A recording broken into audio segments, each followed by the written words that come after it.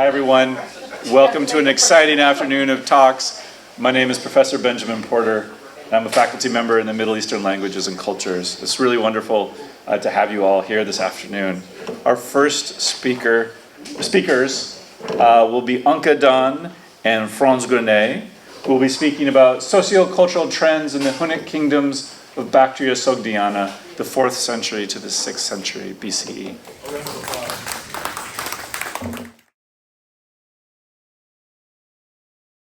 Welcome to this speech. We first, of course, wish to thank the organizers for setting up this, what is already a very exciting event. And on a personal tone, I would add that it was a great pleasure for me since 2 or 3 years ago that idea of a threefold event germinated, which is the present workshop, the book which will be discussed on Sunday, and the conference in Paris early July. These are actually 3 combined events. It was really a great pleasure to work together with my good friends Sanjot and Søren. We were in full agreement right from the beginning about almost everything, and it went on very efficiently. So I'll speak first, then pass the word to Anke, and I'll conclude.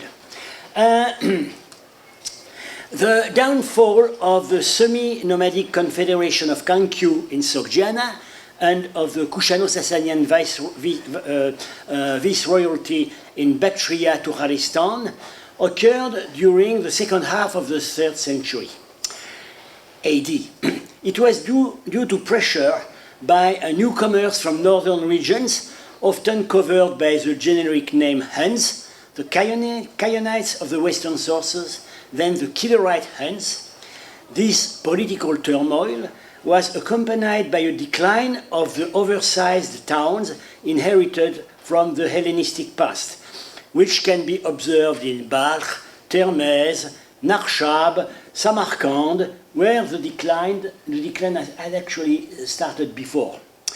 This period of crisis, corresponding also to the adoption of a coarser ceramic, was soon followed by a modified pattern of urbanization, marked by the multiplication of middle-sized fortified urban centers up to 10 to 15 hectares wide, like Panji Kent,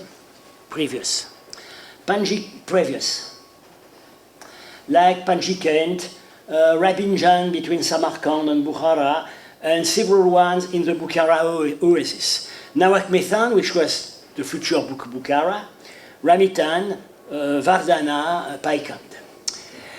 Samarkand remained the largest city, but it shrank within a circuit wall which was reduced from 220 to 60 hectares. Several of these new foundations have an orthogonal network of streets.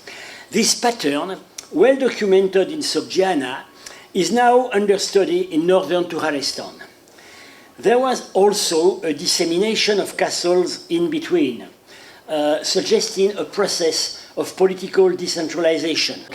The entire zone from Khorezm in the north to Bamiyan in the south, manors and castles built in raw earth tend to look similar in their planning, external decoration, and interior layout, with reception halls fitted with sofas on all sides, and elaborate wooden ceilings carried on 4 wooden columns. Such similarity suggests the work of itinerant teams of artisans. At the same time, the emergence or consolidation of municipal structures is spectacularly illustrated at Samarkand by the recently discovered wooden panels of Kafirkala, stylistically attributable to the end of the Hephthalite period, first half of the 6th century. 2 scenes of collective worship of the chief goddess Nana each gather about 50 aristocratic worshippers individualized by their physical appearance. This is almost certainly the NAF, the civic body mentioned in Sogdian documents, already in the Kultobe inscriptions from the 2nd or 3rd century. In one of the meetings at the top right, a more important character, holding a scepter and wearing a cloak, is standing in front of 4 others, all facing 3 quarters. It is tempting to identify them, respectively, as the city ruler, the Ruf lord, or the Huesh mayor, and as the ministers mentioned in Samarkand and Bukhara by the Suishu. Enrichment came from various sources. The extension of irrigation, which increased the ground rent of the landed aristocracy, the development of local and international trade, the tributes from Iran and India. Consequently, there was a boom not only in building but also in culture consumption, expressed in mural painting and metalwork. This last phenomenon, the topic of several recent studies, will be the main theme of the present paper. But now a short political reminder. From the 420s onwards, Sogdiana had come under the sway of Kidarite Huns. Their control of central Sogdiana, where Chinese sources know them simply as Wenasha, which is Hunansha, kings of the Huns, is confirmed by coins carrying the name Kidara and by the seal of a Hunansha, Great Kushan Shah, Afshin of Samarkand, which is surely a Kidarite. The new rulers display a marked social and ethnic identity. In Sogdiana, an early testimony is the hunting scene painted in the cellar of the temple at Jartepa, with a fashion for untrimmed curly hair, which appears also on several so-called Bactrian bowls with Hunnic busts in rondel, like the Hermitage Bactrian bowl with hunting scenes, around the portrait of the owner. Banqueting is also an activity favored by these Hunnic elites.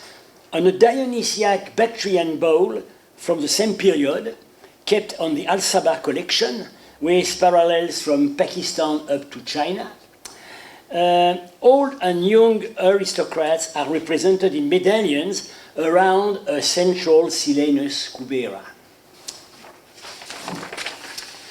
In the 460s in Tokharistan and later on in Sogdiana, this is Chinese analogies from China, with the roundels containing portraits of the local rulers.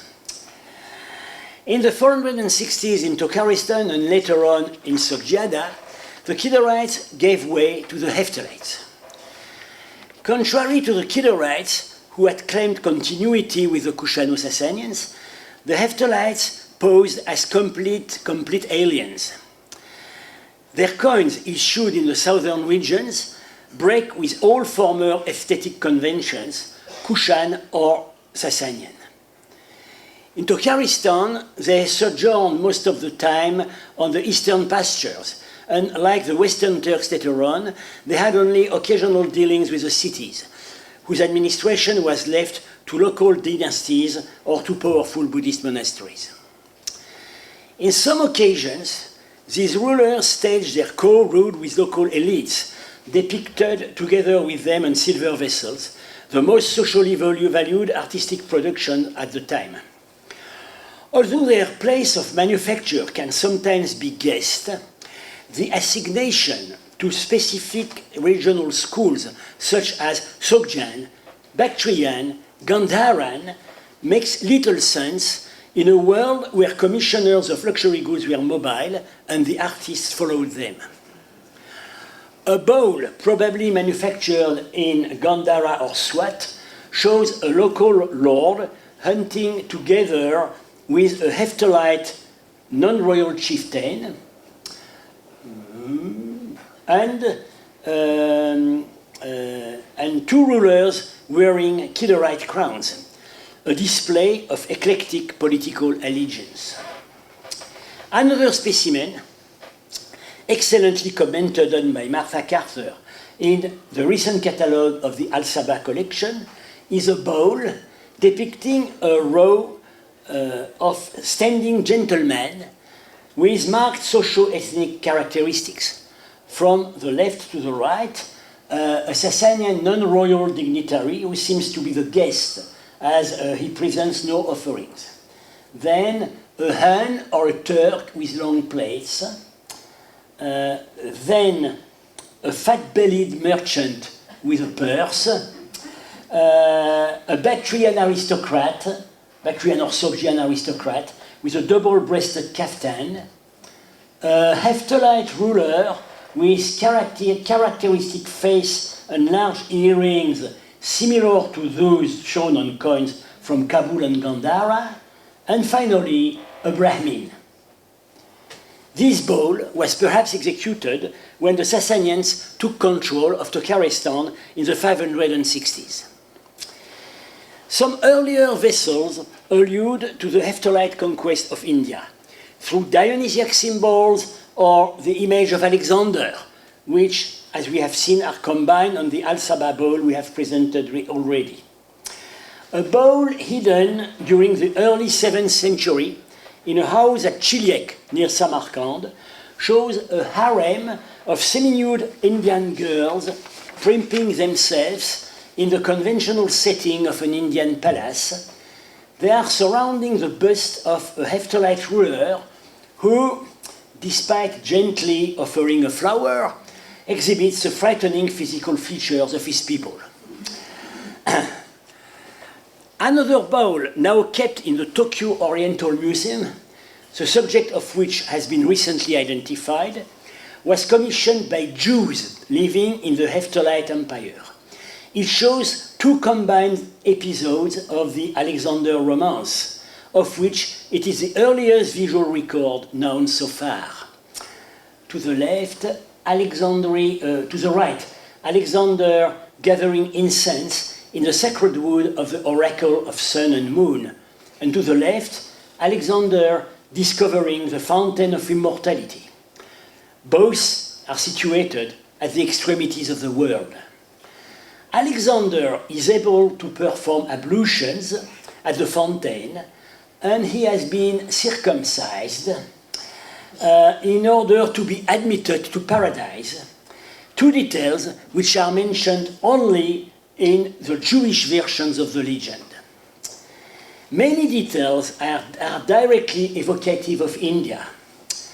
The contorted incense tree, the paradise birds, the two snakes, the temple servants, including an ape-like drummer, the drummer here. Okay.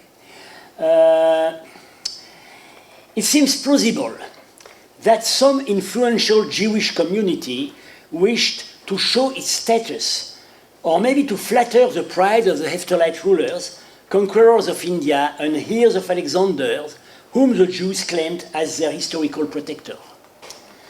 Alexander reappears, but in an Iranian guise, on the Vereino bowl kept at the Hermitage. He is accompanied by two hunting companions, and he kills a huge tiger with his spear. The feet of the tiger are reappearing below the horse. This is an echo of a Sogdian episode, namely the near-me fatal hunt at Basera near Samarkand, known through a somehow confusing episode in Curtius Rufus. According to this text, Alexander hunted a lion of a rare size. The fact that on the bowl the main catch is a tiger, not a lion, corresponds to the realities of the Sogdian fauna of the time.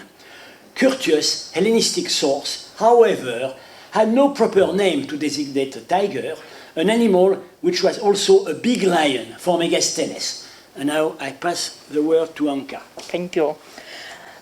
These two objects provide a convenient transition with our next topic, the spectacular revival of Greek literary subjects also on silverware. The main medium for this repertoire was the series of the so-called Bactrian bowls. This is quite a broad definition. In 1943, Kurt Weizmann launched the term and published 3 specimens. In 1986, Boris Marshak, in his epoch-making book Silberschatze des Orients, knew already 10 specimens. Now, this number has more than doubled, with specimens distributed over the 3rd to the 6th or 7th century CE. They complete our pictures of the reception of Greco-Roman iconography in the East. This iconography, inspired from major literary works, like Homer's, was previously known only from painted glass exported from the Roman Mediterranean until Central Asia. Among the so-called Bactrian vases, as we have seen, some have a political ethnic content expressing the attitude of the new master of the cool ruling local elites. Others carry a Dionysiac repertoire. Dionysos' triumph and wedding procession was imported into northern India by Alexander and the Seleucids. Images continued to arrive in Roman times through Sasanian intermediaries, that you know very well, or directly from the Eastern Mediterranean. And these Roman exportations in Central Asia inspired local creations. For instance, the Eastern Mediterranean plate of Dionysus riding a panther and surrounded by 12 gods, including himself up in the 12 gods circle, and a heavy vegetal scroll full of grapes and animals discovered in Beitan, Gansu province in China, can be compared with Tukharistan products of Hunnic times, like this 4th-5th century shallow bowl said to come from Tibet and discovered with a scroll full of erotes. Similar decorations of scrolls full of erotes, but also vegetal landscapes with Dionysiac characters in high reliefs, are attested on gilded cups from Datong, the capital of the Northern Wei. Although their production place remains totally unknown somewhere between Central Asia and China, they attest to the south-north land roads and cultural connectivity throughout Hunnic Heptalite lands. The direct connections through Heptalite domains are proven by a recently discovered golden bowl from Datong. Here, it was made in the 5th century Gandhara, or in one of the Heptalite or Northern Wei centers, from a Gandharan model according to a Gandhara ponderal standard. It illustrates the joint triumph of Dionysus and Heracles, the two gods of Septimius Severus and his family, already associated one of the most famous gold objects of the Roman antiquity, preserved today in Paris, but discovered in Rennes, and it dates to the beginning of the 1st century.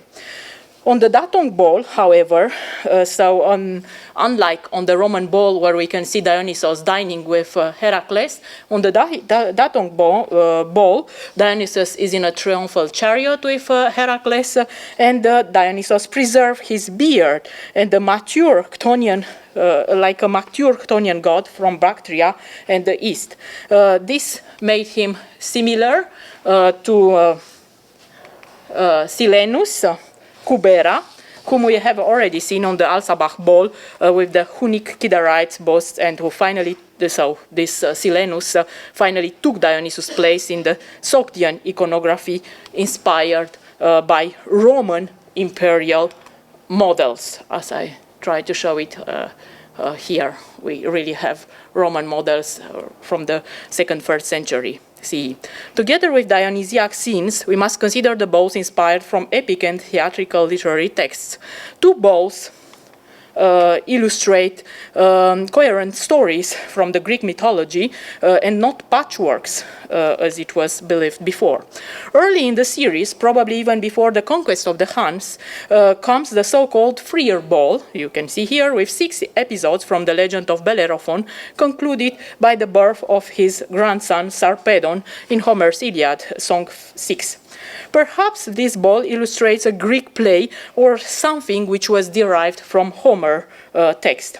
This comes with the Kustanai bowl, kept at the Hermitage, and which can be attributed to the period between 350 and 500. It illustrates 5 episodes played or alluded to in Sophocles' most famous play, Oedipus Rex, at a time when Sophocles was not staged or illustrated anymore in the West. However, this play is very well known from Aristotle. These scenes are very recognizable, very easy to recognize. The abandonment of the baby Oedipus in the wood, you can see here in the wood of the goddess Tyche, his fatal encounter with his father on the road, the union with his mother Jocasta here down, and the lie of the eyewitness servant who leaves the court rather than telling what he has seen. Eventually, Jocasta's suicide. The blind Oedipus finally, we can see here the blind Oedipus cursing Apollo and returning to Mount Citeron. The female customs, however, and the type of the goddess protecting the young Oedipus are borrowed from contemporary India. The shameless erotic representation of the incestuous marriage between Oedipus and his mother, you can see here with the seduction scene, is completely unattested in the Western iconography and would not have been accepted in the West. It can plausibly be linked with the Zoroastrian background of the commissioner, as such unions between parents and children were considered meritorious and are attested in Sogdiana by reliable foreign witnesses from the time of Alexander until the Islamic conquest. This survey of the Greek heroic repertoire can be supplemented by 2 other silver vessels that had traveled to distant places, probably from Sogdiana. On an ewer found in Guyana, Boris Malchak had recognized Helen in 2 scenes. In fact, we can recognize Helen and Paris in 3 scenes, like in a cartoon, you know. We can see here Helen going up on the ship with Paris, the wedding between Helen and Paris going, separating from Helen, going to war. While she, Helen, greedily grabs the casket with her daughtery. Another example is a pot found in Bashkiria, now in the Ufa Museum in the Russian Federation, and we can recognize here 2 episodes from the Odyssey. Ulysses getting the Cyclope drunk in order to blind him, and subsequently refusing the drink presented by Circe, whose spell has changed his companions into animals. So the Cyclope, very nice young man here, exchanging gifts with Odysseus, and then here Odysseus with Circe. So the drink is the connection between the 2. Here, as you can really see, the Greek myth is mixed with Sogdian realia, especially the box containing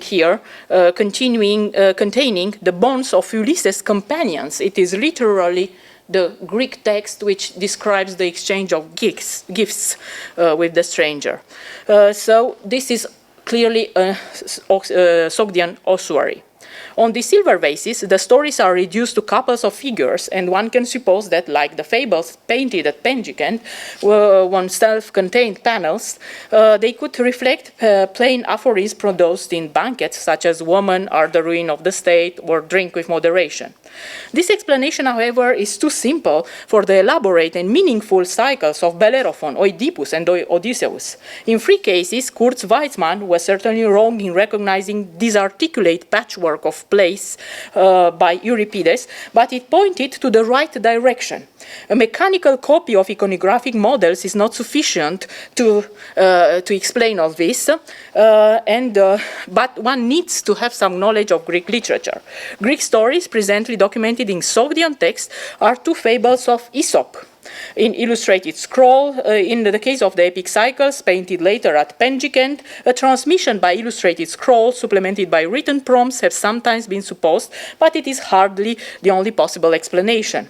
More convincing are some details on silver bowls suggesting an acquaintance of the Heptalite elites, or so to say, the elites living in the Heptalite Empire, with the theatrical performances. The Stroganov bowl, now kept at the Hermitage, is particularly convincing in this respect, as it manifestly depicts a theatrical interlude taking place in an aristocratic banquet, possibly a wedding. This bowl dates from the 6th-7th century, and it was manufactured in Tokharistan or Sogdiana. The composite flying creature, once identified with the simurgh, but more probably a symbol of the Farn, is often met in Penjikent paintings. An aristocratic couple dressed according to the local fashion is sitting, flanked by a wine bearer and 2 macaque musicians. The rest of the decoration show first Heracles capturing the boar of Erymanthus. In this task, he is helped by a young male who should have been identified in the Greek context with the Greek god Hermes. In the following scene, a relaxing Heracles is addressed by a grotesque small character who makes agitated gestures. Another similar character is walking with a stick. These scenes belong to the story of the restless banquet offered by Heracles and the centaur Pholos during Heracles' hunting of the Erymanthian boar. Although this representation can be understood by some familiar with the Greek mythological cycle of Heracles, no Greek literary piece, no Greek play preserved to date represented this Erymanthian hunt. The grotesque feature, however, of the Cyclope points to a mime which could have been performed at a local court. Ethnically mixed troops of mimes were famed for making the entire world the stage of their art. In the Roman Empire, they were rather specialized in comedies of morals with obscene overtones, but some played the more elevated repertoire, such as plays such as mimes inspired from Homer. Still in the 8th century, a painting in the palace at Shahristan in Usrushana depicts actors in fancy attire playing stories of the origins of Rome. A hybridization with the then emerging Indian theater could be explained could explain the Indian elements. Lakshya replaced Tuke on the Oedipus ball, Jocasta's Indian outlook, the macaque musicians on the Heracles ball. Some of the hand gesture call to mind the Indian mudras, attested in Sanskrit treaties precisely at the beginning of the current era, so already when these balls were made. Moreover, some elements separating the scene could recall theatrical installations, even curtains, as you can see here, which are attested on this schist fragment in the Metropolitan. And in order to conclude, I let Franz. Thank you very much. Short conclusion. Short. The taste of these Huns for Greco-Roman cultural products is certainly puzzling. One wonders what would have happened among the Western Huns if Attila had succeeded in marrying the sister of the Roman emperor, and if his empire had not disintegrated after his death.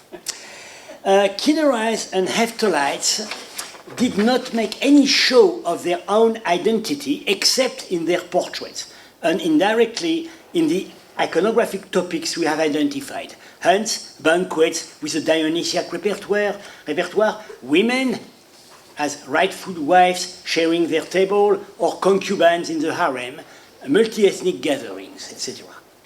No work from this time contains reminiscences of their own nomadic past, which, on the contrary, have been detected on the earlier Kankiu bone plains from Orlat. Django Ilyasov interprets them as depicting an ancestral legend. Neither does the rich repertoire of silverware hint at the Iranian epic, which was taking shape at that time. Pictorial renderings of Rustam, Kay Kawus, and Pharaoh Mars are found mainly on 8th century paintings at Panjikent and Shahristan. They all postdate the Hunnic kingdoms, but a few earlier instances have been identified. At Panjikent, in a painting a painting is one of the temple is explained by Belenitsky and Marshak as Zahok, with his snakes, sitting on his throne and then falling from it after he has been informed of a bad omen. And this painting is attributed to the 6th century. At Kuikhwaja in Sistan, Giti Azarpai had identified the subject of a painting as the young Faridun, here to the right, vanquisher of the three-headed Zahak, here. It now appears that this painting dates from the 5th or 6th century and was executed according to the style of Tocharistan. It is highly probable that these stories were already circulating in Central Asia at that time, but the elites did not find it suitable to entrust such subjects to the prestigious silverware. 6 centuries after the end of Greek rule, Dionysus, Alexander, and the heroes of the Greek theatre took or retook the central stage. This is indeed a remarkable case of an appropriation of cultural markers that were extremely removed from the milieu which borrowed them. But they were in the mood of the time, when the Roman Empire and the Hephthalites maintained political contacts on both sides of the Sasanian world. Thank you. Thank you for that wonderful talk. We have questions. We have time for questions. Thank you. Congratulations for this really mind-expanding talk, especially the aspects of Hellenism in the East. I have 2 questions. First, what do we know about the Jewish, those who commissioned those objects? We have inscriptions. Just where were they? There's some speculation that there were merchants, Radonites. De la Vassière has talked about that. I don't know anything about that, but that is a speculation. So that is my first question. If you can just tell us a little about the realia of those Jews. My second, it's not so much a question, but an observation. We had, I was years ago struck by an object, 3-dimensional object, showing Romulus and Remus. And I thought, well, it was interesting that the stuff got into Sogdiana. But this shows the deeper perspective of that myth. It isn't an accidental single object. It is part of a large picture. So that I found interesting. The epigraphic evidence we have of the Jews at that time is later. It's inscriptions in Square Hebrew. Apparently, now it's not considered as Hebrew, but as Aramaic. Among the Gilgit inscriptions carved by Sogdians and Bactrians. But of course, immediately after the Islamic conquest, there is evidence of Jewish communities all over Central Asia. Precisely from the time of the Hephthalites, we have one strange reference in the Byzantine historian Agathias, who mentions the Hephthalites, but he calls them the Naphtalites, which seems to indicate that this legend of the lost tribes was already circulating at that time, and that it was known that Jews were living in Central Asia. As for Romulus and Remus, of course, this is not the only instance. They were found on gold medals here and there.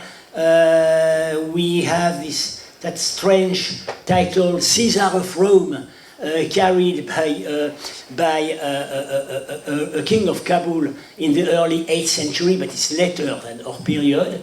Well, we can just, at the moment, accept the idea that this theme was popular. Some said, well, it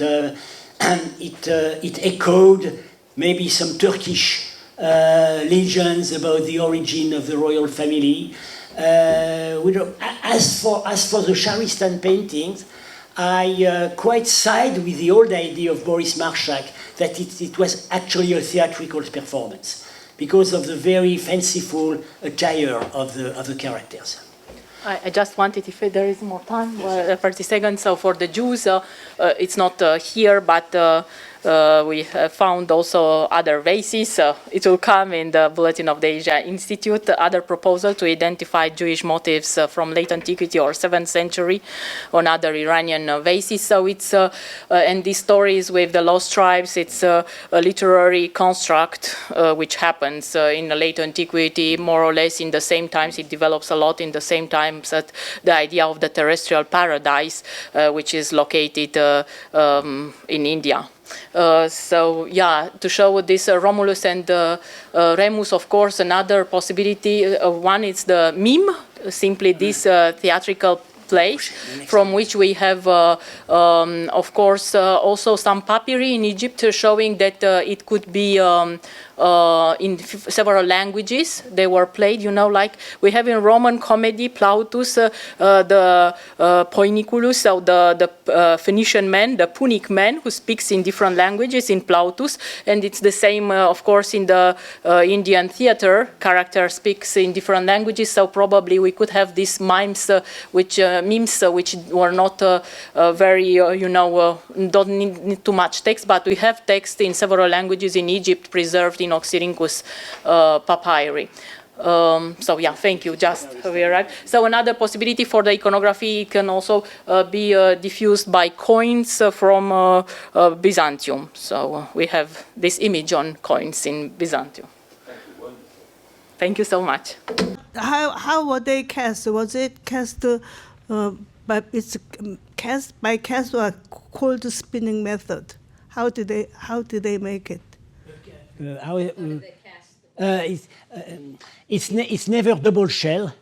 Well, it's the technique used is carving and hammering. It's never. It's unlike Roman plates. It's never double shell, and contrary to the Sasanian technique, there are no inserts, inlays. There are no inlays. One of the Sasanian schools usually used inlays for various parts of the body. It's never met in with this Central Asian silverware. One more question? Yes, it is about the artifacts that were found in Datong, in the old capital of the Northern Wei. I'm curious about the archaeology of these artifacts. Were they discovered in a tomb or in the remains of the old city itself? And I guess a follow-up question is, is there any theories as to how these objects came to China? Because in Northern Wei records, they often record people came to pay them tribute from the West. So were these gifts essentially from Silk Road cities and kingdoms, as you know, the empire became attracted these artifacts, I guess. So unfortunately, we do not have the archaeological context. They were found, you know, by robbers or so. In any case, they are now in the museum, and this is safe. And in fact, we have prepared an article also in the Bulletin of Asian Institute, compiling a list of all these texts mentioning gifts. It's just we just put the evidence, and we cannot say precisely how they came there, and unfortunately we cannot say where they were made. This is absolutely sure. The iconography is quite close to the Roman models, and despite the aspect, it's a high concentrate. It's a silver, not bronze, but it's an alliage, you know, not such a and it was not clean. So this is why they look like this, but it's silver with gold. Okay, thank you. Thank you so much. Round of applause for our speakers.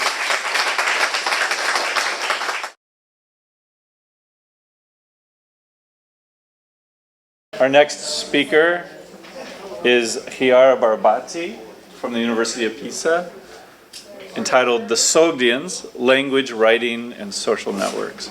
Well, thank you so much. First of all, let me thank, of course, the organizer for inviting me, for organizing such a very wonderful event.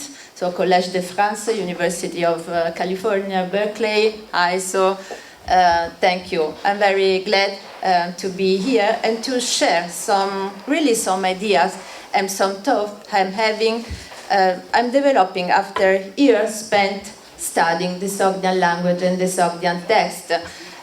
This is really an experiment because it's not happened very often to be in the same place with a few Sogdian specialists. Precisely in Berkeley because of the Martin Schwartz.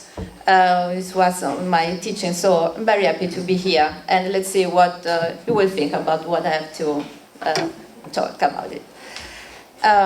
Unless there are any surprises from the very recent archaeological discoveries in China, Desmond Durkin-Meisterens is absolutely right when he said, and I quote, it was 2013, "Of course, Sogdian is now very well known and has no need for a new tribe, which could not be expected to yet much that is not already well known."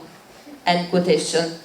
Indeed, what can be added on the skeleton of phonology, morphology, syntax, morphosyntax, terminology of Sogdian? Not that much.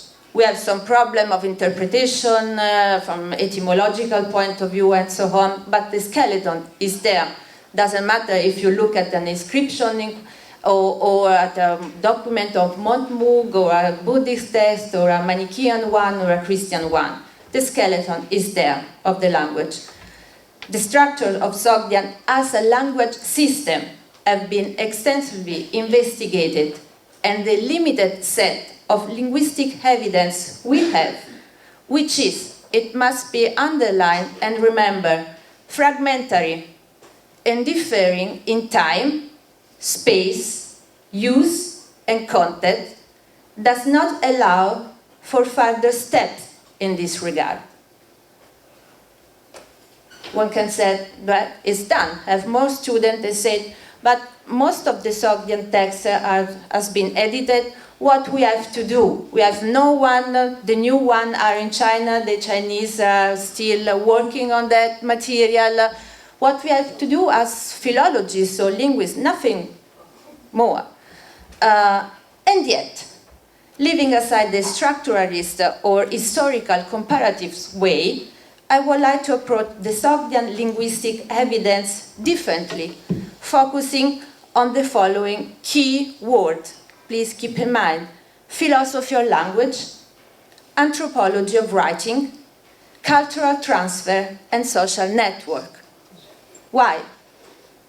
Philosophy, let's start with the first one, philosophy of language. At least according to the data we have until now, Sogdian is not a language that has undergone a process of self-reflection nor of standardization. And yet we read the Sogdian standard is this and that. I ask myself, what is the Sogdian? What is the Sogdian standard? We are unable to trace grammarian school as in other cultural contexts of the ancient and early medieval ancient world, even in contact with the Sogdian civilization. What we have at most are clues from secondary sources, Chinese and Arabic sources, for example, which tell us of this or that pronunciation in Samarkand rather than in Bukhara, and of a certain Samarkand prestige over other Sogdian cultural context. And that's it. Since there is really no trace of codification, we cannot set a standard. This is for Sogdian, but it's for every language we have. What standard do we refer to when we talk about Sogdian standard. That of the ancient letter, 4th century, that of the Mount Mook document, 8th century, that of the Manichaean Sogdian, 18th century from China. And how did we come to define standard? Taking into consideration the linguistic evidence we have, I am unable to do so. Sogdian is not a language subject to only one specific policy, nor is it a language with which an empire is identified. Yet, in a narrative often set up from the multilingualism of pre-Islamic Iranian empires, this has not always emerged distinctly. Sogdian is the expression of the group of speakers at a given time within a political confederation or a religious community or a commercial network or a kingdom or an empire. All circumstances we have connotation with specific connotation that are reflected in the language we have traced of. From my point of view, Sogdian reflects the complexity of the late antique and early Islamic world within the context of the Silk Road. The Sogdian linguistic evidence we have are really deeply and inextricably linked to the social groups for whom writing is actually, from my point of view, a practical means of communication. Have to communicate a defensive military strategy against the Arab. I need to write to convert, or in any case, to communicate a specific religious message, be it Manichaean, Buddhist, Christian, Zoroastrian, whatsoever. I need to write a medical prescription. I want, or I need to communicate what I perceive as my cultural background, the story of Rostam, of course. And that kind of sources we have. And that brings us to the second keyword, anthropology of writing. What means anthropology of writing? This means focuses on the processes of production and use of text. It means asking ourselves, what in the Sogdian, within the Sogdian civilization, what was meant to be written and what was not meant to be. Anthropology of writing means look at the writing as a cultural and social practices. Now, when I talk about social aspect related to a language which is dead, the Sogdian is a dead language. It's part of the so-called dead language. The first idea that comes is it's impossible to take a social linguistic path because it's a dead language and we cannot have field work. Still, we can talk about social linguistic aspect and the social group when we refer, of course, we cannot do field work like if I go to Tajikistan or Uzbekistan right now, but I can ask myself for whom, by whom these texts were produced. What kind languages apart? We are here trying to reconstruct the Sogdian civilization from different point of view. Language is, of course, a big part of a culture. And what I'm trying to do is reflect from the data, from the linguistic evidence we have, why they need to write down something, how, for whom, by whom. This means link this anthropology of writing. Try to look at the text and link the text with the social group. Because here we do not have, and then come to the third keyword, cultural transfer and social group. Look, what we have, it's really a fragmentary text, put in a very specific context, archive, the document on Mount Mook.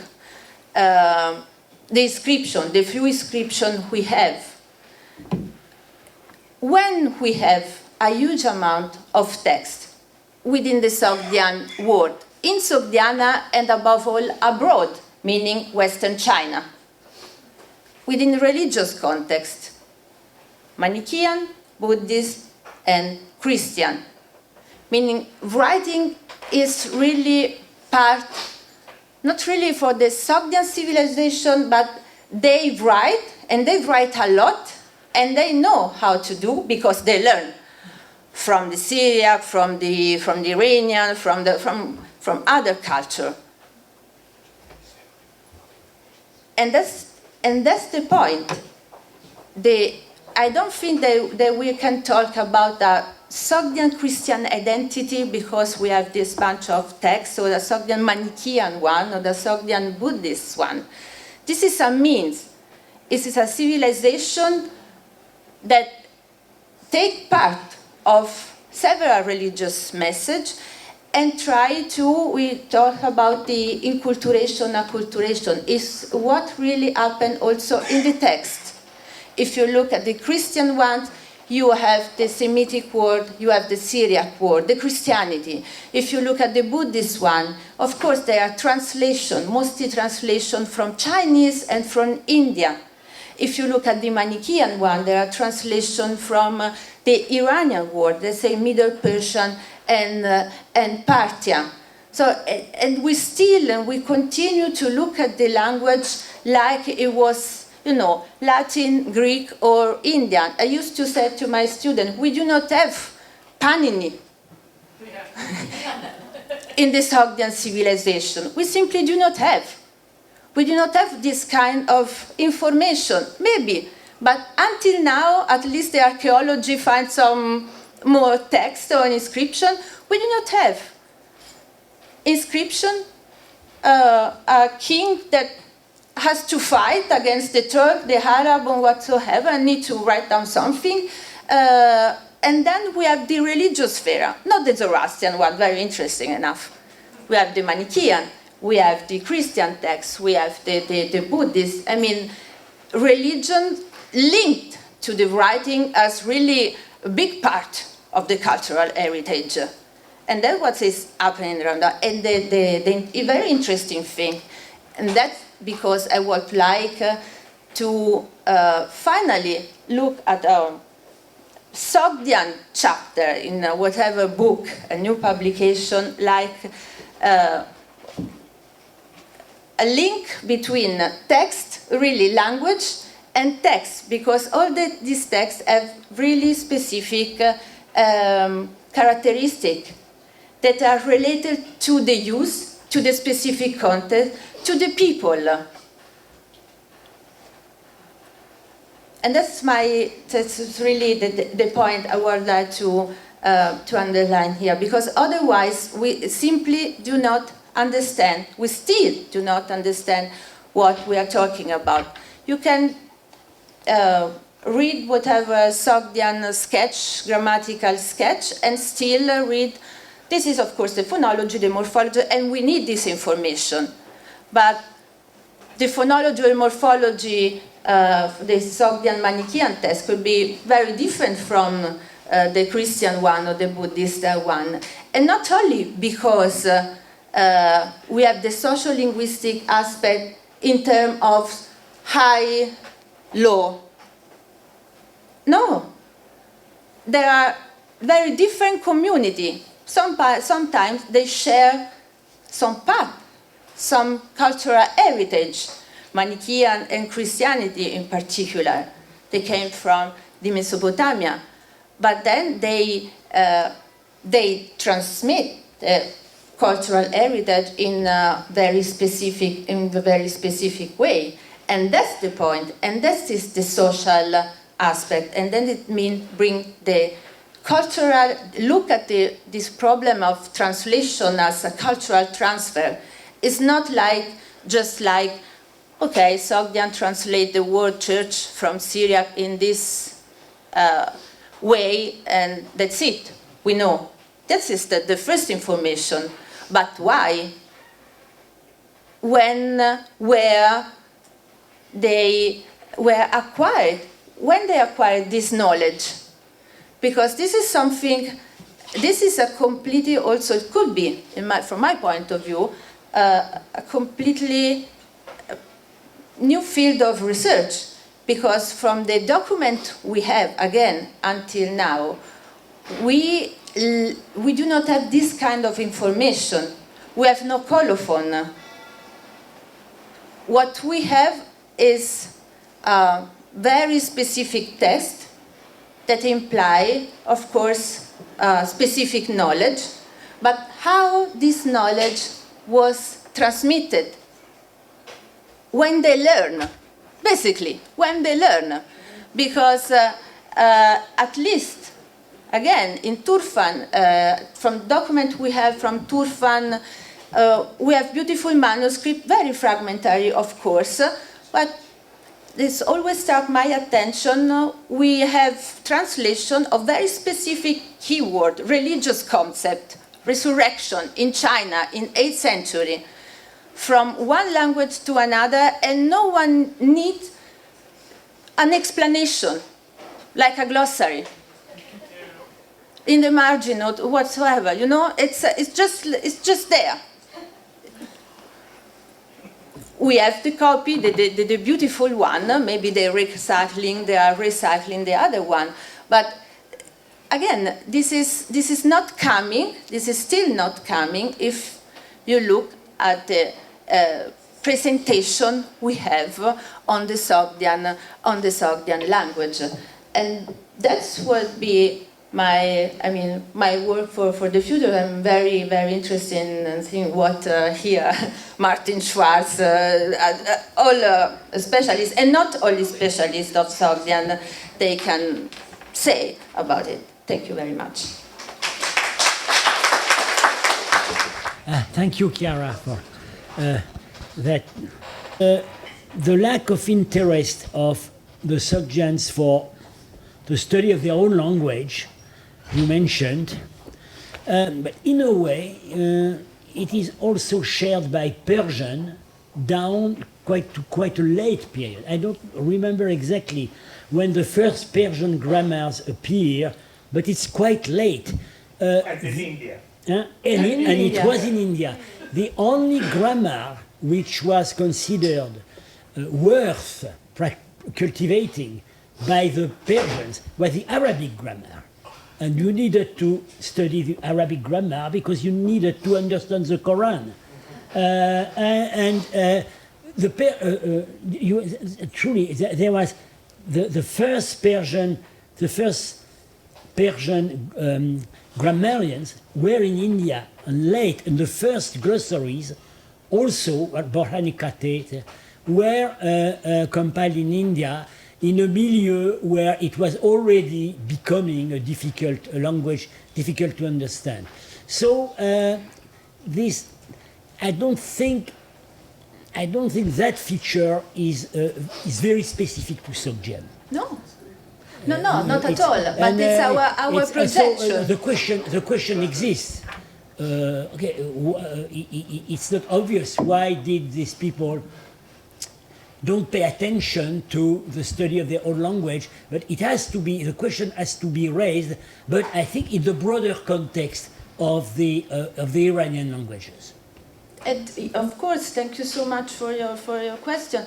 Yes, you're definitely right. I mean, for the Sogdian, we treated this kind of text like, where the Sanskrit and Panini and so on, and it's simply not. And of course, it could be, in my opinion, could be applied, at least if we look at the Middle Iranian languages, it could be the same.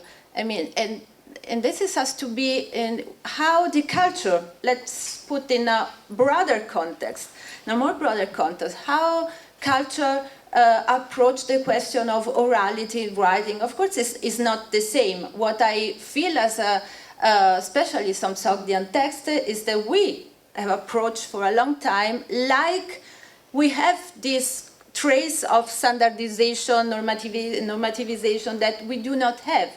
And if we do not have, of course, we can say it's by chance, they are fragmentary. Maybe one day there will be, they will found some entire manuscript with grammar and so on, and it's okay. But until now, taking into account what we have, the linguistic evidence we have not. And if not, maybe they were not afraid of. We have fragments of glossaries. Yes, but this is Frangi Pahlavi. Not necessary. So, Jen, we have bilingual lists of words. Yes, with Middle Persian, yes, and Middle with, Persian, Sogdian, and Parthian. Yes, and I think Yes. that one of the Brahmi fragments is in fact a glossary. Yes, very few. I mean, if you, we are talking at least if we look at the collection in Berlin, and of course Pavel can say something about the St. Petersburg, but if you just look at the quantity for the thousands of fragments, and then we have just few, very few glossary. This is also something, and again, no clue in the margin and so on. I mean, and these people, were they still bilingual, where they acquired this knowledge? Because then, when they translated pretty accurate. I mean, and it comes from the Sogdian Iranian civilization, the Chinese word, the Iranian word, the Turkish word. I mean, yes. So, Chiara, thank you very much for this series of very provoking questions, which we need to understand actually apart from learning the grammar and trying to read the text. I think that, well, in some cases I will follow what Franz suggested, that why we don't have grammar. Apparently, well, it is usually said that Sogdian was a kind of lingua franca on the Silk Road. So, but I don't think we have really very many examples of texts written in Sogdian, well, by Sogdians and by Turks, but not by any other. So, and if you are in school and you are learning your native language, you don't need this grammar. You just need to know how to read, how to write, and orthographic conventions. And that's what we have. That's what we have. So apart from the glossaries mentioned above, so there were many, so Adam is not here now, so he edited many school texts from Turfan, how the people learned it, and we have also a good amount of them from Sogdiana proper, from Panjikent first of all.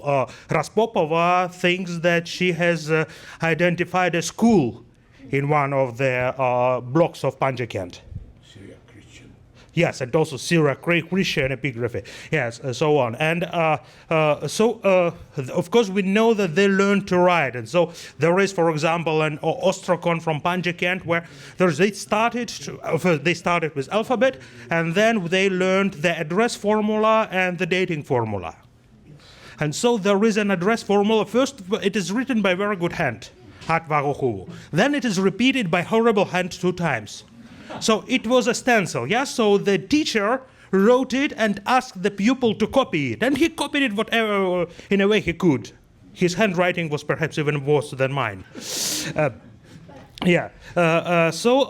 that's it. And of course, the translation techniques are a very, very important thing here. And so examining these things, to say, if we try to use more traditional linguistic terminology, it will be German Wörter und Sachen, how the ideas are transmitted in languages, how things are reflected into the words. And so the ideas of Pavai, this church's Anjuman, for example, is very important to render here. And another thing which I think we have to take in mind is that Sogdians were very practical guys, I would say. They were merchants, they were always pursuing the getting more money, getting some worldly pleasures, and so on. So if we just leave alone the close circles of the Manichaean electi,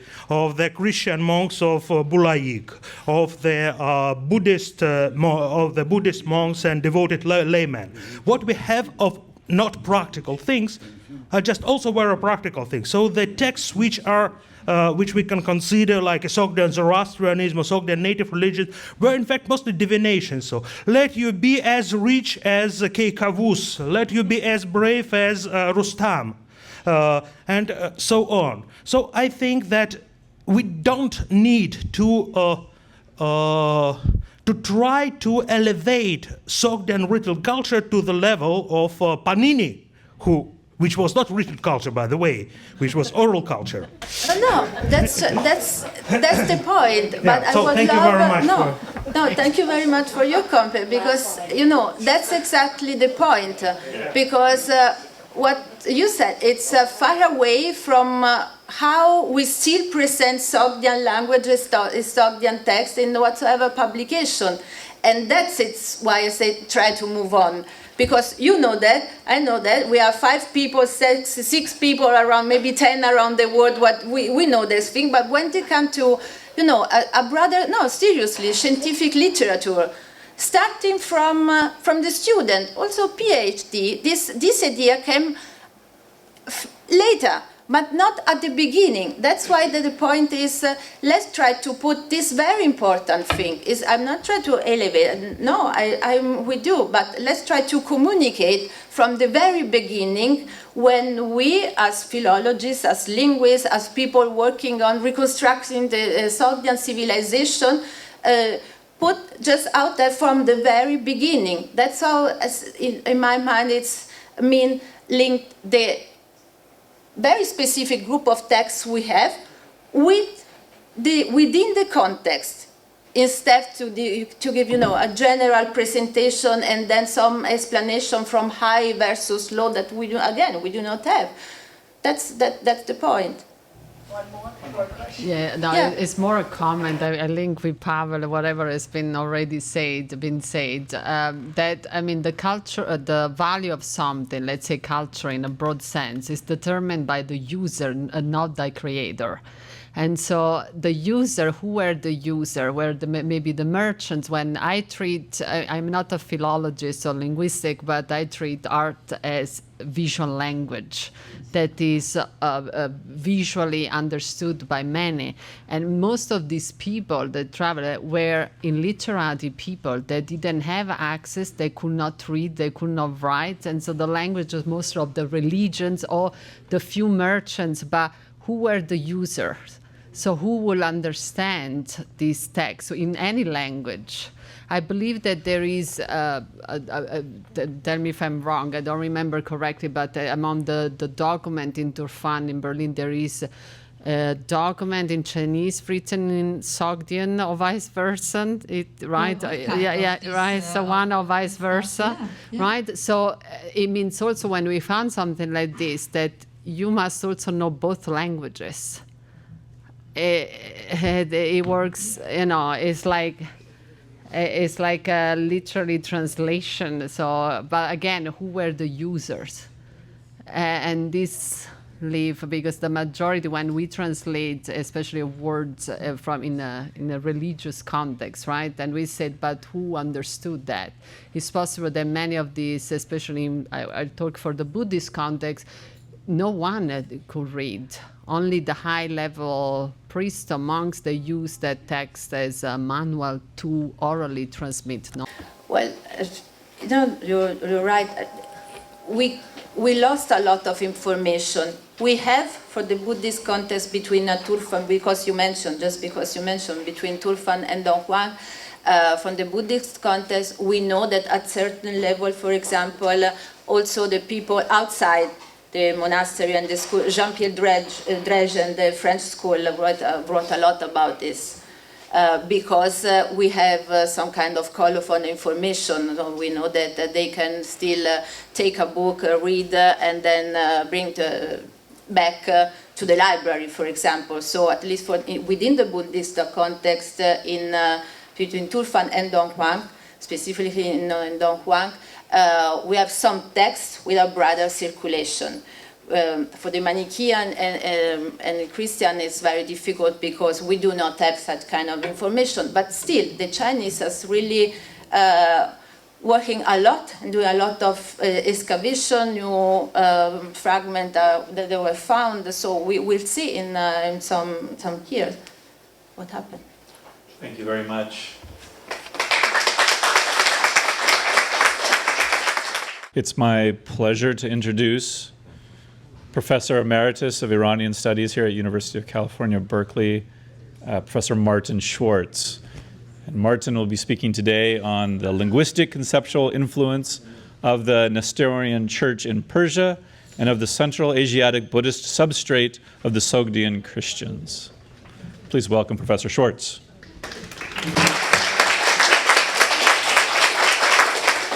Thank you, Ben.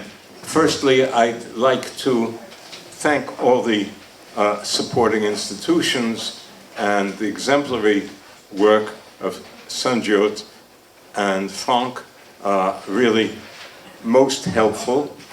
I wish I could say a word about Giti, whom I knew for many years, many years, since we were both students together. But suffice it to say that her spirit is among us, her many accomplishments are among us and being continued by us. Now, the effects of the mission of the Persian Nestorian Church, that is the Church of the East, on the Sogdian language are several. The use of Sogdian script, for example. We do have texts, the use of Syriac script. We do have some texts in the indigenous Sogdian script, but the majority of our material is in Syriac script. Then the presence of Syriac loanwords, I'm not going to discuss them. They're important, but we can only talk about so much. I'll mention occasionally how a word is glossed, so in a few instances I may give the Syriac word.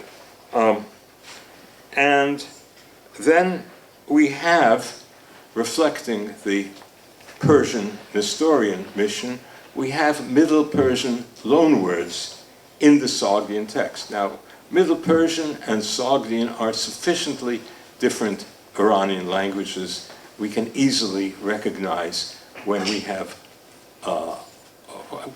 certainly in most cases, when we have a loanword from Middle Persian. Now, I've discussed the some of these forms in various publications since my 1967 dissertation, so I'm bringing a number of things together and adding to them today. I'm starting with number one, with regard to material culture. In Christian Sogdian text, there's this word wian. It means a tent, mashkenta in Syriac. And I know of it only in Christian Sogdian, may turn up elsewhere. It must be from Middle Persian. So we have Judeo-Persian and Classical Persian shows that there was a Middle Persian word, wian, and a Persian provenience of tense seems to be corroborated by the Sogdian word khargah. Now this is a different word, right? So wian, okay, now we go to khargah. It is very reminiscent of Persian khargah. Khargah superficially looks like it means a donkey place. It needn't be that because, as Finn Thiessen showed, as a prefix, khar can mean anything big. Originally, a donkey load. So khargah could mean a large place, a large residence. Whether indeed this word from the West, just as wian, from Persian, from the West, came into Sogdian, one cannot say for sure. I think it's likely, but someone named David Durand-Guidi wrote a paper. You can find it online, more details if you want, and he thinks I haven't read it all, I've seen the abstract. He thinks that the word is ultimately a Turkic word, something like karakü in Turkish gave our words, these words for tent. Yes, karakü. I don't know. They're rather distant phonologically, in my opinion, but I haven't studied his paper, so I can't say. Anyway, they're certainly in Wian, and I think in Gergoch you have a Persian loanword, Middle Persian loanword. One of the two texts in which this word occurs, I'll discuss it further, was the matter of study by Frans Collet and Samra Azarlouche, and I'll talk more about that, but there is a shamanistic text, Paris 3, in your handout. Please correct Paris 2 to Paris 3. Paris 3, yeah. And we'll talk more about that, but it does occur in the shamanistic text as some kind of large tent, which is part of a rainmaking ceremony. And we also have it in the Psalter, Christian Book of Psalms, that I began editing in my dissertation.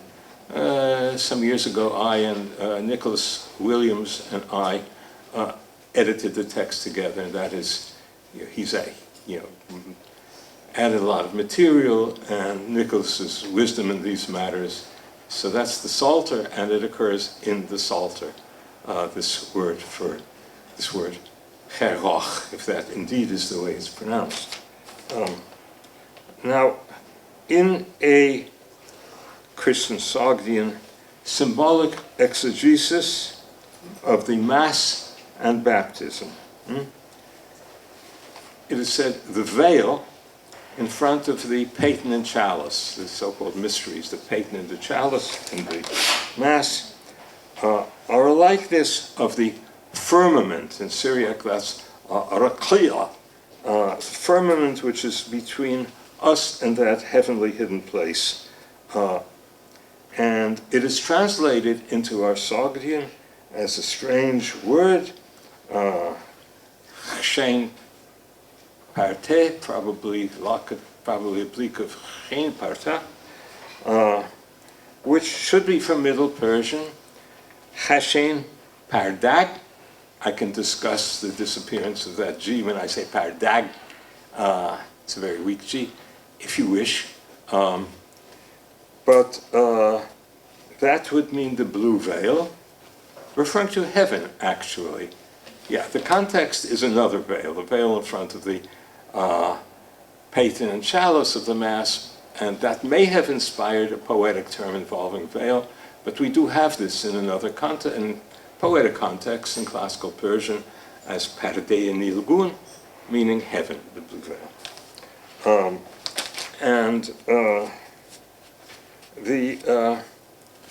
There is a superficially similar phrase, Chshen Paratu, Chshen Paratu, not Chshe, but Chshen Paratu, which understandably Ilya Yakubovich thought is the same as our Chshen Parte, but I think it merely means, given the context, verdant moment. So nothing to do with Chshen Parte, just interesting coincidence. Moving along,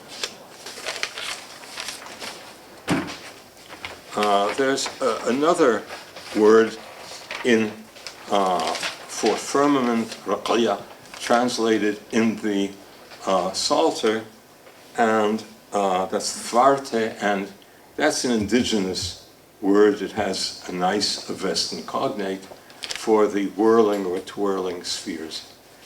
So firmament. Then in a rubric, as I've written in red, we have a word pewak for an antiphon. Sort of repetition, in the liturgy. And that is clearly from a Middle Persian pegwag, from its phonology, which means like a counter voice. More interesting is the Christian Sogdian word for blessed or holy. And it also means saint, has the title Saint so-and-so Fuchar. In the Psalter, it translates Kadisha, meaning holy, and also we have contexts in which it means blessed. Now, it looks somewhat like Middle Persian Farruch, Farruch or Farruch, meaning fortunate, but phonologically it's questionable just how Farruch becomes Fuchar with a metathesis and lengthening and so forth. I think that is, if you want one etymology, it is one etymology, but I think there's some additional influence, and here is where I pivot into Indic stuff, and this is controversial. Whether it has anything to do with the Buddhist Sogdian word vrchar, Sanskrit vihara, which means a monastery. So Christians, knowing of Buddhist monasteries, might associate saints and holy people, perhaps with this Indic word, and perhaps that kicked a little difference phonologically. So you don't get Farruch, you get Fuchar under the influence of the Buddhist, Sogdian, and Indic word. As I say, maybe. So where do we have evidence for the peripheral Buddhist culture influencing the Sogdian in some way? Well, there happens to be a martyrology, the St. George Passion. In the course of that text, which is well known, we have it in Syriac, the St. George, under pressure of Roman authority, Hadrian, is asked to worship Apollo, big divinity among the Roman pagans, certainly, and he refuses, and that leads to his death. But it is strange that while the Syriac has Apollo, someone somehow took Apollo as Apollyon, Abaddon, the demon of doom and the abyss. Apollyon, a Greek word, nothing to do with Apollo. How that happened, who thought Apollo is Apollyon? Maybe they wanted to heap scorn, even further scorn, upon the Roman divinity, but it is translated as Apollyon. But what is interesting is how that Apollyon figures in the St. John Passion with the word Mahakar, which is Mahakala. Yeah, why don't you roll that up so everyone can see the image, please, which we have it here in color, so thanks for that. Now, Mahakar here is a demon. Obviously, Apollyon is a demon. But if you know about Mahakala, Mahakala is not evil. It's scary, very scary figure with skulls, necklace of skulls, and grimacing face, etc. You could look at those images, which I just pulled offline.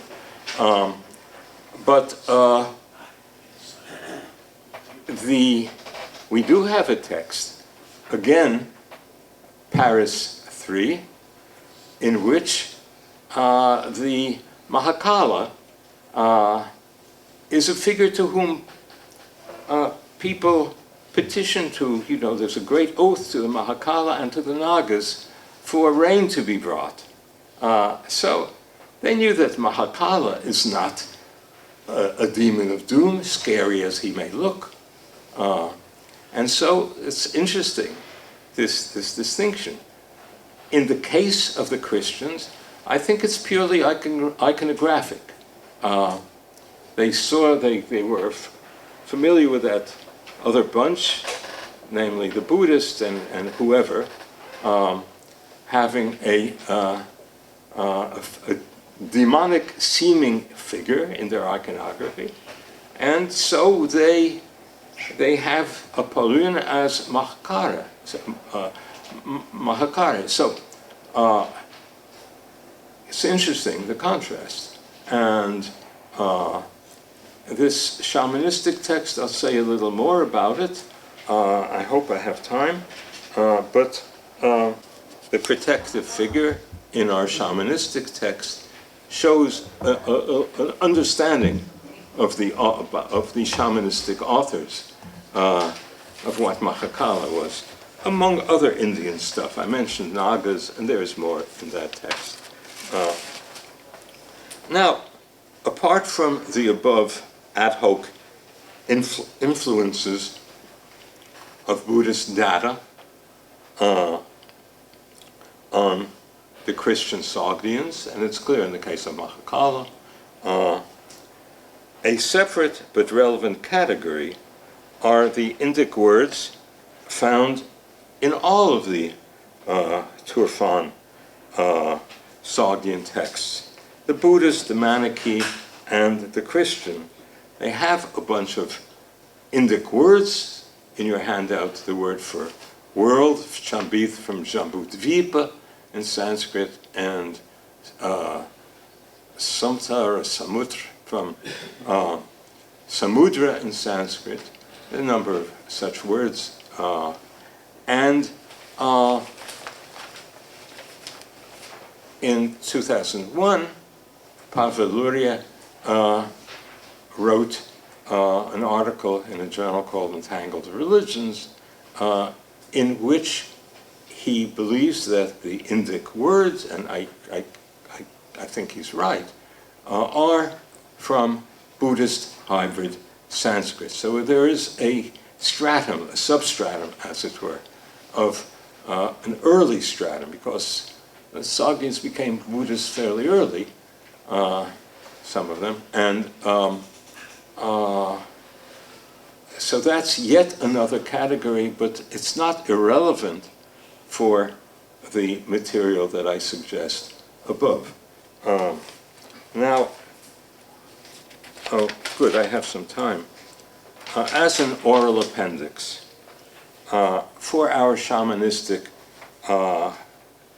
P3, the most recent translations and commentaries are by Franz Goulnay and Samra Al-Zarnouch, 2 articles.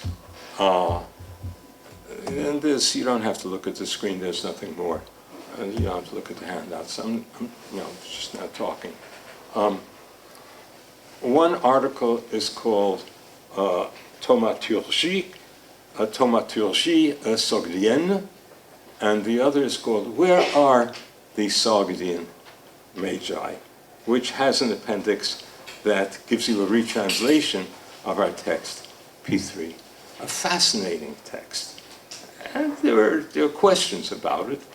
Perhaps I'll come to one question, but the interesting thing is that, as Henning recognized, this text, at least the beginning of it, which refers to 9 stones and their magical properties, when they're whole, and you can then take them and grind them up and use that as to make paint and whatnot. But the great polymath Biruni knew a text which he called Nobuste, which is to say the book Sogdian Poste of 9 No, which are must refer to the 9 stones, and he attributes this book to the Majus as Sucht, the Sogdian Magi, and of course Franz alluded to this. It's definitely relevant. But as for the question, as the whole answer, which Galnay and Ozanouche have begun to answer very importantly, what more can we say about the Magi in Sogdiana? And this is theoretical. But we know that Herodotus says that the Magi, Magoi, are a Median tribe. There's some evidence, Western evidence, that the word Magu actually means tribe, but I'm not going to go into that. Banvanist discussed it. Herodotus also tells us some of the curious traits of these Magi. And it's been recognized that an Avestan work, part of the Avestan corpus, therefore old, so to speak, we don't know how old, but it's called the Videv Dod. Popularly in Parsi books, it's called Vendidad. It lists a number of practices that Herodotus talks about, such as the impaling of noxious creatures and some other odd stuff that characterize the Magi. And these are found again in the Videv Dod. Okay, so we now have a work in the Vesta. A couple of years ago, noted certain words, to wit, the word for wheat, which is rantum with a t, rantama, gantama in the Avestan with nt, and the word for odor, which is ganti. Now, we know that because of Pashtu and other stuff, that the old word had to have nd and not nt. So Pashtu, for example, has ranum. If it were an old nt, it would have randum. And there are other ways we can tell that there was a distinction between old Iranian nta and nda. Now, from the Sogdian script, we see nda written nta, and so forth and so on. P written as mb written as mp, whatnot. Pretty much, but that's ambiguous. We can't make any thesis on that basis. But the Yaghnobi language, which is an early form of Sogdian, which is preserved in the Zarafshan Valley in Tajikistan, has consistently nt, mp, and so forth for clusters, be they nd or nt, mp, mb, and so forth. And so I think there is a Sogdian aerial trait in the Videv Dod. Therefore it is plausible that there were Sogdian authors of the Videv Dod. How much, how many, I do not know, but there was a Sogdian influence there. So, furthermore, how long were these Magi? We're talking about Sogdian Magi, exactly the elusive bunch that Galnay and Ozarnouche pursued.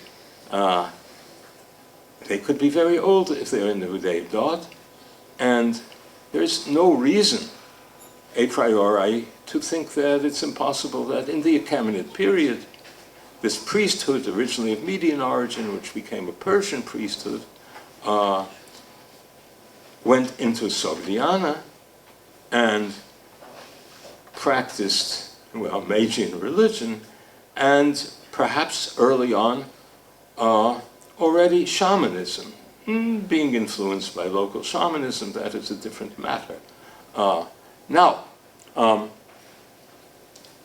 Victor Mayer, a sinologist in Pennsylvania, for a long time has maintained that there is an early Chinese reconstructible word. He reconstructs a Chinese word as mag, something like a palatalized M-A-G, mag, and it means a magician or a fortune teller or something. It doesn't mean a priest.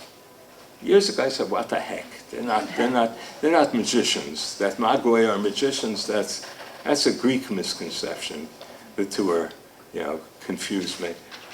But maybe, and I'm not a sinologist, and this requires a discussion by various sinologists as for the provenience, as for the chronology of this word in Chinese, and the reconstruction of it by Mayer. But if Mayer is right, perhaps we have evidence for Sogdian Magi way back. Anyway, I thought this might interest this learned group, and I thank you for your attention. I acknowledge particularly Franz Gonet's presence as a kind of impetus for me to give you this oral appendix. Sorry it's not on the handout, but I kind of thought of it at the last minute as something to do here.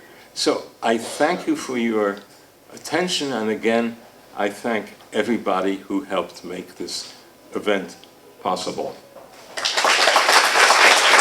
Thank you, Martin, for your nice words. Just a few things concerning the Sogdian magic, partly shamanistic text P3. After our paper with Samra, Pavel elucidated a few words. You found that the word we translated like piece of wood actually means a statuette. It's somewhere. So there was some progress later on the vocabulary. In an article, it was in Samarkand. It was a paper. Can you remember an example, Pasha? No, white sandal is white sandal. Yes, that's word. Which you gave a more precise translation. Yeah, like Pashim in Persian, maybe, yes? It's with the terracotta impression. Yes, and that we had not understood that. The Kharga. One positive, I don't think Durand-Guedy would now maintain his Turkic etymology, but there is one positive contribution in his article.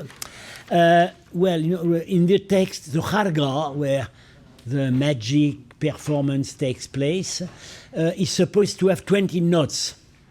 And we didn't know how to interpret that. And Durand-Guedy showed that actually it describes a kind of a yurt. And the 20 notes are actually crossings of the woods. So it's a measure of unit for a yurt.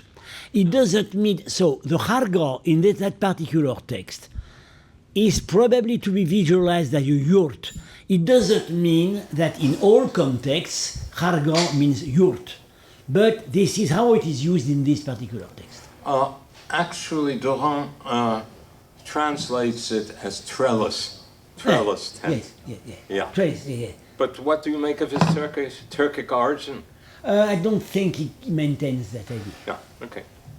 Yeah, well. Thank you very much, Martin, for a very inspiring talk and on very interesting subjects. Yeah, for me especially. So I have maybe a couple of comments or follow-ups to Fran's intervention and another small question. So as for the yurt, which is Turkic ragu, so we with David Durand-Guedi, we met in November or December in Paris and spoke much about that. And so I proposed the idea that all these words, which the Turkic ragu, which is quite similar in the meaning and in the form, but they cannot be derived from one another. So a bold idea is to explain it as a borrowing from something like a Shunnu or Osetic Hun language into both Sogdian and Middle Persian and Turkic, which is archaeologically somehow legitimate. Well, as for Mahakala in Sogdiana, so the point is that we have a depictions of a deity very similar to these Tibetan examples you provided from Sogdiana proper, and so I wrote recently a paper, maybe it will be published sometime. From Sogdiana proper? In Sogdiana, yes, in Panjakent at Shahristan in the murals. Okay, so in a way that begins to answer the question I didn't ask, which is, well, so this shamanism was not merely in Turfan, but it was in the homeland as well. And so we can say that they were truly, as it were, Majusa Surd, who composed them in the homeland. Yeah, I know that there is a representation in Dunhuang of a Mahakala, but it is interesting to note that we have Mahakala. I didn't recall it, but then.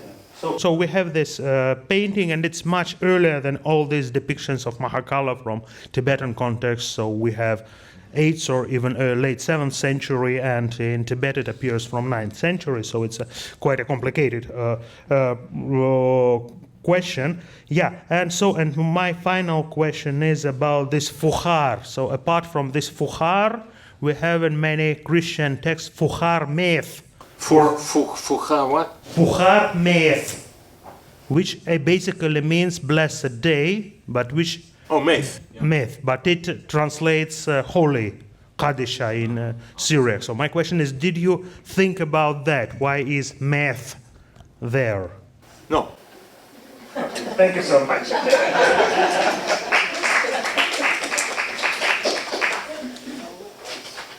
I'd say my real point with regard to the Mahakala is that the Christians, they just see these images, how doesn't matter how old they are, they were around for them, and they, so say, okay, so how are we going to represent this Apollyon? And it's, it's a scary Mahakala. Whereas in our Paris 3 text, they know what a Mahakala is. Yeah, so that is the point, maybe, that this Sogdian Christians, they were from one side Christians, and from the other side Sogdians who lived in Sogdiana or in Turfan area. And so they had to absorb to realia of their homeland. So one of the examples, I think it is from John of Dailam's story, that in the Syriac origin, there is a stone quarry where they bring stones to build a monastery in Arajan for John of Dailam. In Sogdian texts, however, on the place of the stone quarry, they find the form Gharistan, which means a place of clay. Gheri clay, yes, Gharistan, the clay land. So what is that? Why? But because in Turfan, like in Sogdiana, the main construction material was mud brick, which is made exactly from clay. So they produced, the translator had in mind not a stone monastery like we would have in the Western Asia, but a monastery made of mud bricks, like what we in fact have in Bulaik. Well, thank you for that very important intervention, Pasha. Yes. Thank you. thank you again for this talk, and I think it's very interesting to trace these words and the communities through which they would have gone.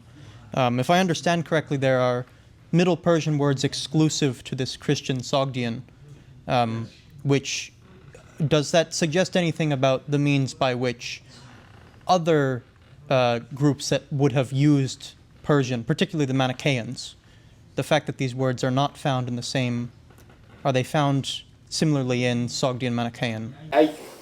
I would answer it this way. As of course, we know from the outset that the Nestorian Church, sort of took its lodging, took its development in Persia. After, no need to go into the history of Christian heresies and how they wound up there, but essentially, it was a solution, kind of political solution at the time. Now, so it is expected that in addition to Syriac, the everyday language of in addition to Syriac, Middle Persian, the everyday language, should also give words. As for Manichaeism, I think the situation is different because, well, there was Mani's own Aramaic or Syriac, whatever you want to call it, dialect of Aramaic, in which stuff was composed. And I think a lot of it, and you look at the Book of the Giants, and, well, various of the so-called 5 canonical Manichaean books, I don't know that you need any Persian intermediation. I mean, people are translating Syriac into the various languages. Yes, Middle Persian, and then Mani's Syro-Aramaic, whatever you want to call it, was translated into Parthian and into Sogdian and even into Arabic, because we know that there was an Arabic version, say, of the Book of the Giants, which is called Al-Jabab, the Giants. And I wrote a little about that too. So I think the situation is different. We wouldn't expect borrowing from Middle Persian. Maybe a little drift, but I think it's a different phenomenon than what we're talking about here. Thank you. Right. Shall we take a 5-minute break and then we'll set up for the last paper?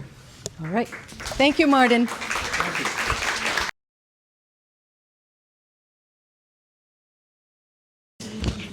For our last presentation this afternoon, I'd like to welcome back to Berkeley Mikhail Shankar from the Hebrew University of Jerusalem, speaking on Sogdian religion, new finds, and old questions. A warm welcome, please. Well, thank you very much, Benjamin. And of course, I would like to thank the organizers for putting this wonderful and very important conference on Sogdiana together. Personally, I'm very glad to be back in Berkeley, this wonderful university. And when we talked about this conference in Samarkand with Franz Grenet, he suggested that I discuss the Sogdian religion. And indeed, I thought that within this context, it would be useful perhaps to review some recent finds and their potential influence and significance for the old questions of pertaining to Sogdian religions. So the new finds that I'm going to speak about today are from Kafir Kala, from Sanjar Shah, from Kurgan Tepa and Korshavul Tepa. And the old questions that I would like to concentrate on today is the definition of Sogdian religion.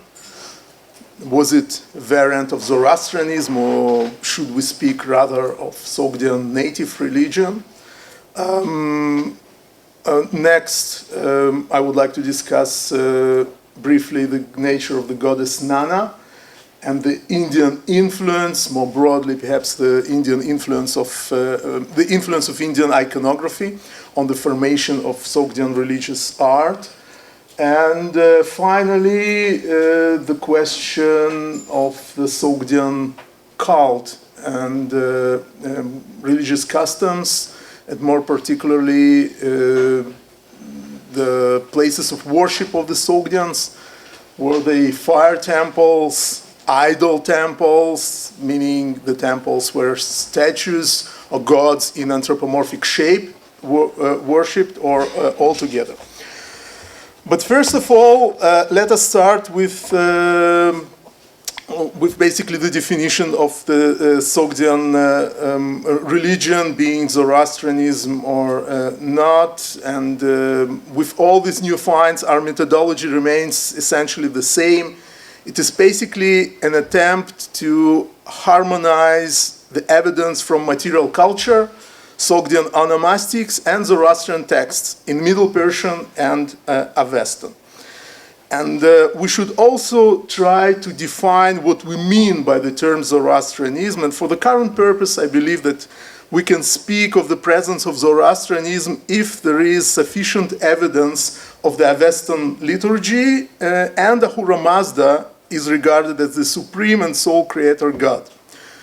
In the Zoroastrian tradition, Ahura Mazda is considered the source from which all other divinities originate, as they are his creations and part of his essence.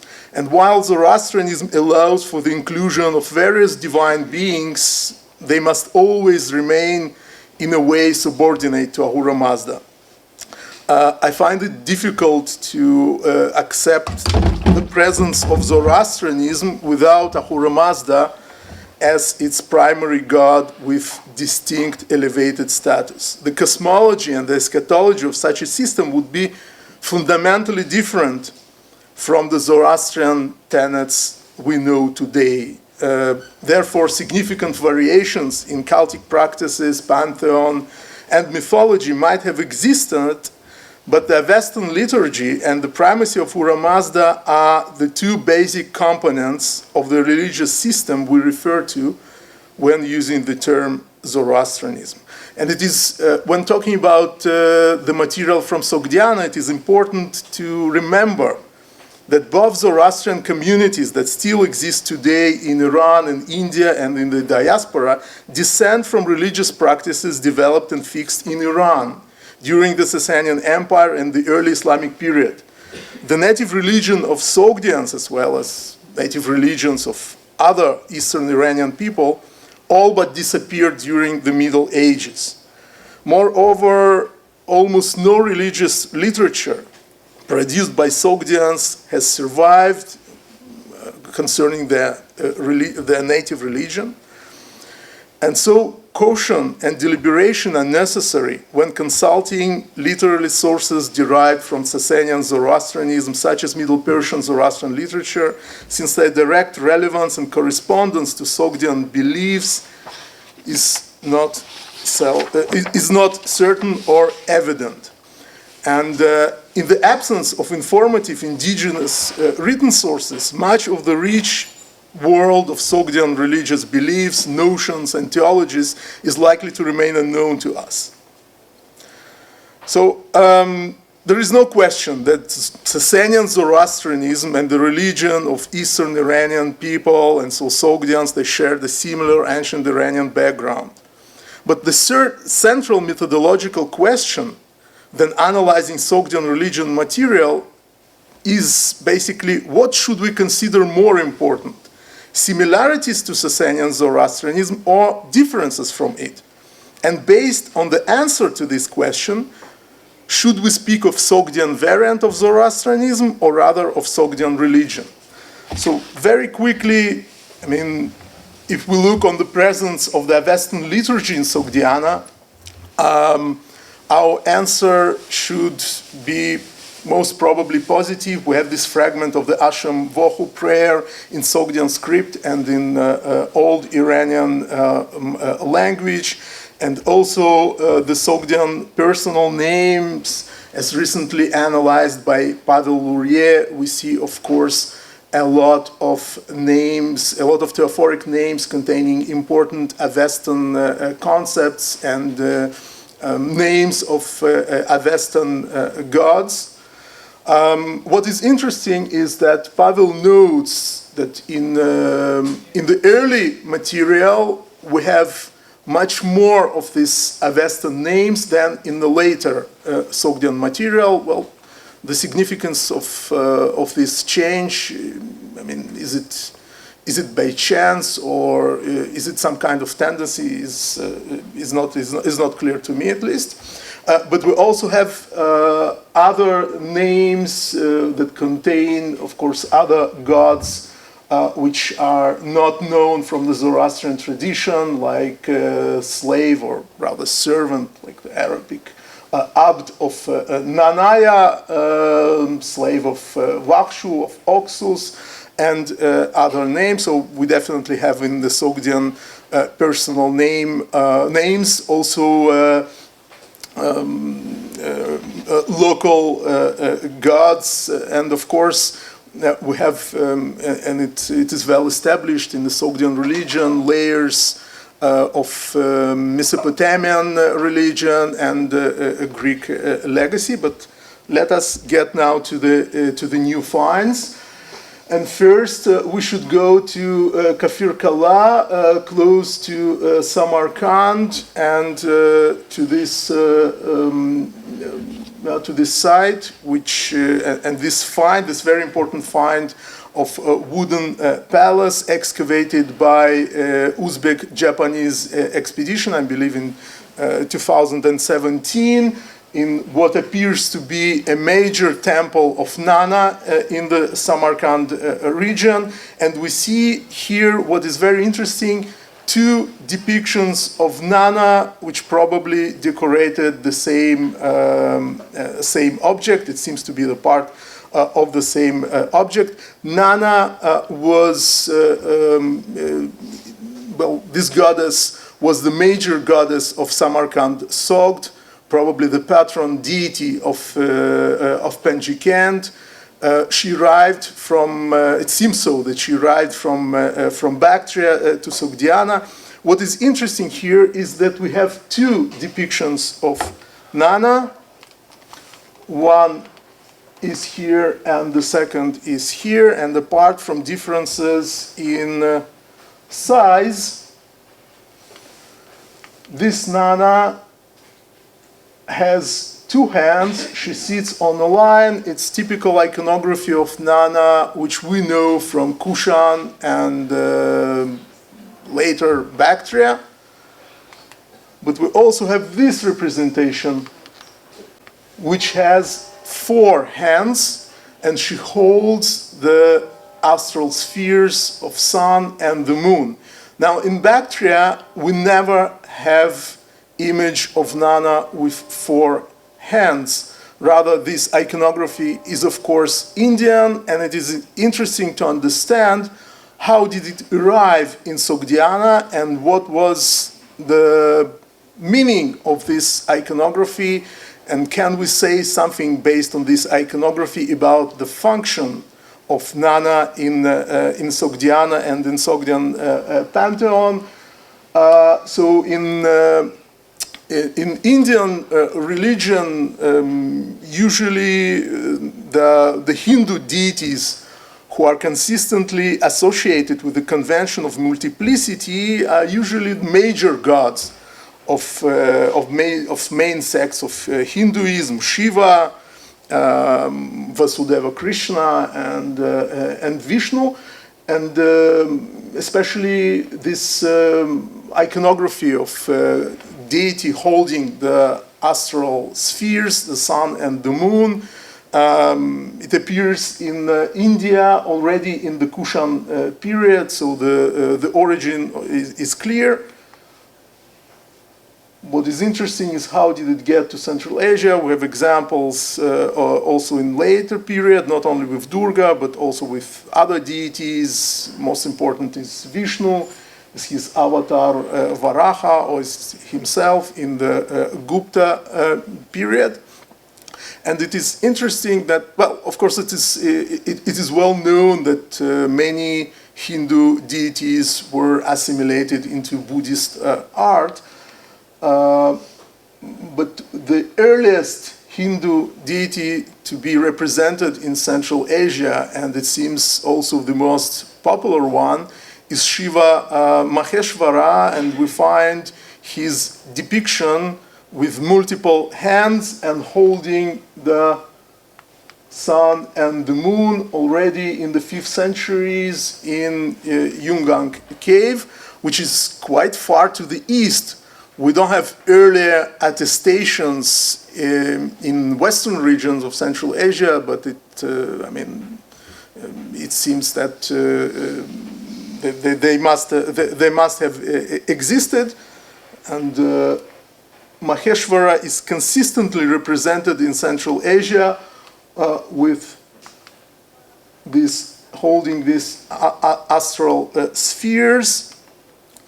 And going back to Bactria and Sogdiana, we have representation of this divine couple of Shiva and Parvati, Uma Maheshvara from Dilberjin. Now here the upper hands of Maheshvara are not preserved, but because of the position and because all other examples of Uma Maheshvara in Central Asia hold the sun and the moon, Chirolomutso thinks, and I think he's right, that also this Maheshvara from this Shiva from Dilberjin originally held the representations of sun and the moon, and of course the famous Shiva and Parvati sculpture from the temple of Penjikent. Again, the upper part is not preserved.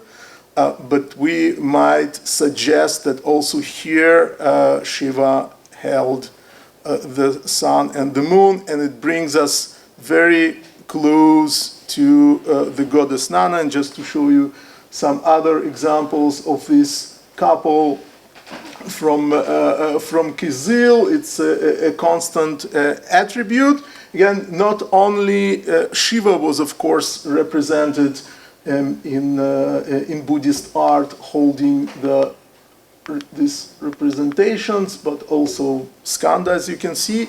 As you can see here, so within this context, the adoption of, first of all, of multiplicity of 4 arms, and also of this attribute of the sun and the moon by the Sogdians to represent their major goddess makes perfect sense, and perhaps it was adopted not directly from India, but maybe from Central Asia. But it is difficult. It is difficult to tell. But it is also very interesting that we find this double representation of Nana on a single object, and this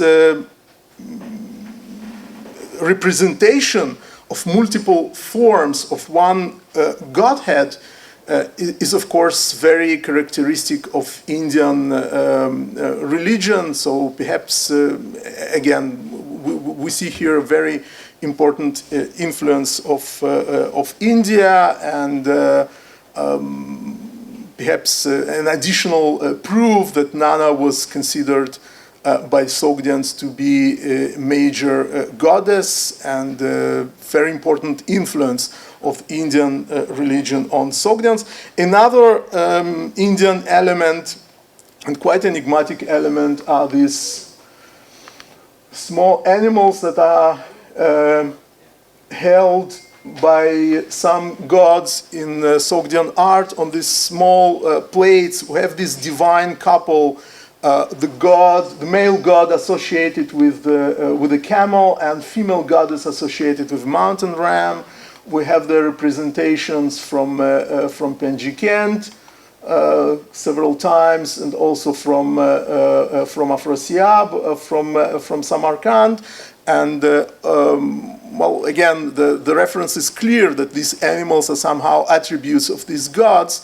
But it is interesting to understand, I mean, also the origin of this motif and this attribute, and perhaps it also has its origin perhaps in Buddhist art. It is attested later in Dunhuang, and in Manichaean art, although all these examples are late, but in Manichaean art we have several representations of female deities holding, in this case, flaming jewels in a bowl. And this one from Kucha, these female deities, they bring fruit, which is, again, it's not simple fruit, but they are important divine symbol, religious symbol in Manichaeism, and perhaps this motif also originates in Buddhist art, but I must confess I should look for earlier prototypes. Yeah, and moving to another new find, it comes from the site of Sanjar Shah, which is located 12 kilometers to the east of Penjikent. It's the site that I've been excavating together with Sharof Kurbanov from Tajik Academy of Sciences since 2014, and our recent efforts concentrate on this large palace, which probably belonged to the last king of Penjikent after Divashtich. It was constructed in 740s, and I would like just to show you some of the paintings that we found in these two places, fragments of paintings in the field that relate to the Sogdian religion and depict a unique scene of fire worship. This is one of the fragments, and perhaps on the drawings you can see more clearly. It's a body of the Sogdian priest wearing typical priestly clothes with this girdle, with a pouch, and with the ladle tucked behind the pouch. Here you can see the fragment of fire altar under an arch, that I'm going to show you soon. And of course this very important fragment of two priests, and one of them is wearing a typical Sogdian mushroom-shaped facial mask, which is known as padam, and is still widely used today in Zoroastrian cult. Here you can see the drawing. Unfortunately, this is the placement of the fragments. Unfortunately, we have very few fragments, and it is very difficult to reconstruct the entire scene. This is our current proposal for reconstruction by myself and by our restorer Maria Gervais. There are a lot of problems here because this scene is unique in Sogdian paintings. Before the discovery of the Sanjar Shah paintings, Sogdian priests and such scenes of fire worship were only known from ossuaries. So it's very difficult to find the parallels, but the main subject of the painting is rather clear. We see a procession of priests directed towards a large stationary fire altar painted under an arch, and the first figure, which is unfortunately very partially preserved, and its reconstruction presents most difficult problems. It raises and presents a small portable fire altar, something like this, find which was recently discovered in the Aini district.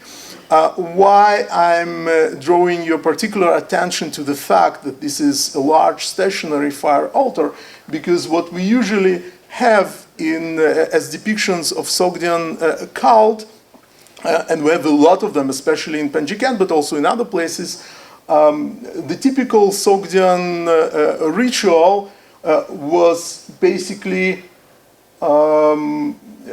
burning incense or making libations on portable incense burners before large anthropomorphic images of deities. Either real statues made of wood or clay that stood in the niches of the temples, or painted images in painted niches, like we see this image here of Shiva or Mahakala, as Pavel thinks. And here you can see the kneeling Sogdian with this typical portable incense burner. And we have numerous examples from Penjiken. For example, here he uses this ladle to put, this is very typical Sogdian, so-called umbrella-shaped incense burner with a removable bowl. The incense, we have numerous examples from not only from Penjiken, but also from Varakhsha. For example, a very famous painting you can see here. This is definitely a Sogdian ruler, and he holds a bowl with incense, what seems to be incense ball, and he puts them on top of this burner. Yeah, and we have this incense burners represented numerous times. And also at Kafir Kala, we see these people holding portable burners. The removable bowl is very well visible. This is certainly not what we see at Sanjar Shah paintings. Rather, what we have at Sanjar Shah paintings is this large stationary fire altar. And then I mean fire altar, I mean in the sense that it should, well, according to the modern and Sasanian Zoroastrian practice, it should be an altar that holds constantly sustained fire. So we can see here two Sogdian priests wearing the same clothes as the Sanjar Shah priests, with the same attributes. And here is another example on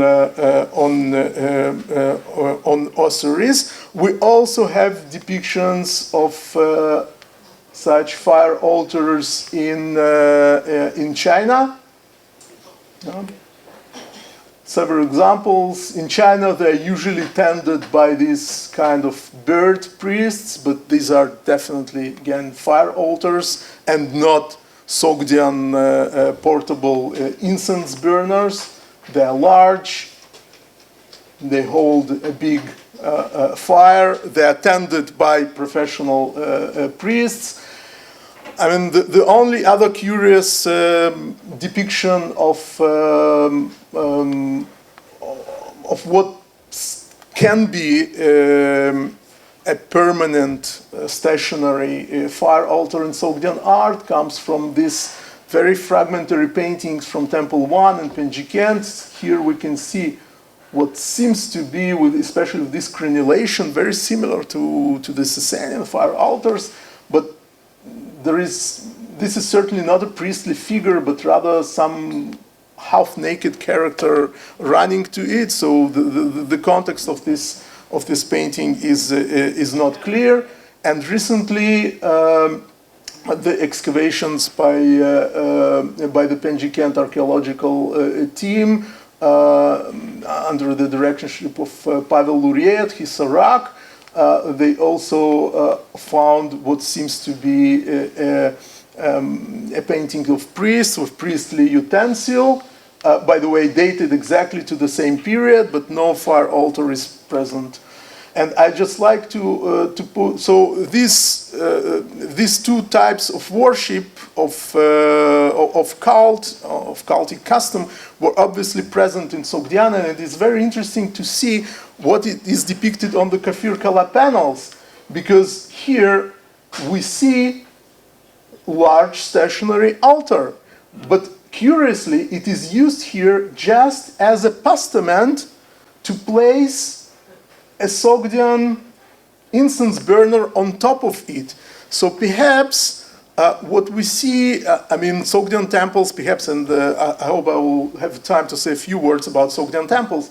So they perhaps contained these altars, and different gods were worshipped differently.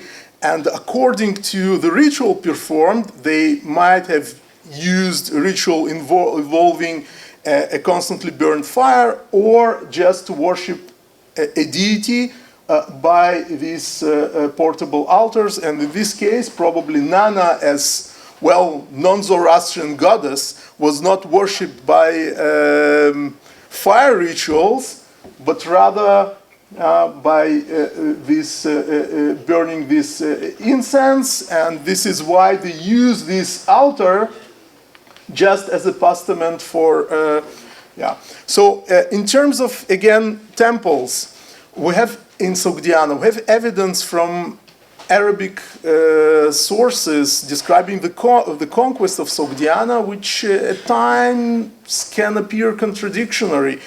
For example, in some places, fire temples and house of gods or house of idols are mentioned as two separate institutions.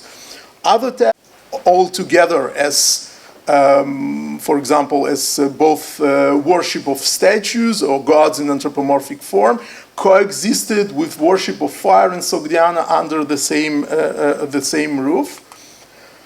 And we have very interesting new finds, and this is Kurgan Tepa to the south of Samarkand, excavations by Alisher Bigmatov, Alisher Sandiboyev, and others. It is certainly a Sogdian temple with this very interesting tripartite installation, and also with paintings and fragments of statues that originally stood in the niches. But this tripartite postament actually brings to mind immediately the tripartite thrones from the temples of Delberjin from the Kushan period, and of course the Bactrian influence on Sogdian religion was huge. The Penjiken temples basically follow the Bactrian layout, but this is the first example of possible appearance of this tripartite postaments, perhaps for three statues of deities. We don't know. And of course, the well-known example of worship of statues in Sogdian religion coexisting with worship of constantly sustained fire comes from Temple 1 at Penjikent. At some point, this room was built here at the third building stage. You can see the reconstruction here by Boris Marshak. It's classic Sasanian ateshga. It functioned for some time, but then it was filled, and the temple continued to function as previously. So we would really like to know why it was built at the first place, how the cult, what were implications on the cult in the temple, why it was blocked, and what happened after. But for some time, for some period, it clearly coexisted.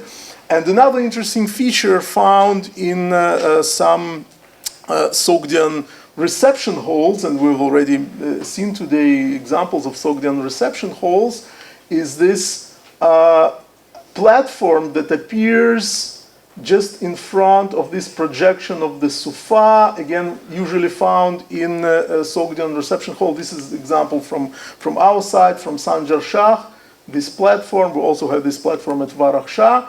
But here you can see it, and we have some kind of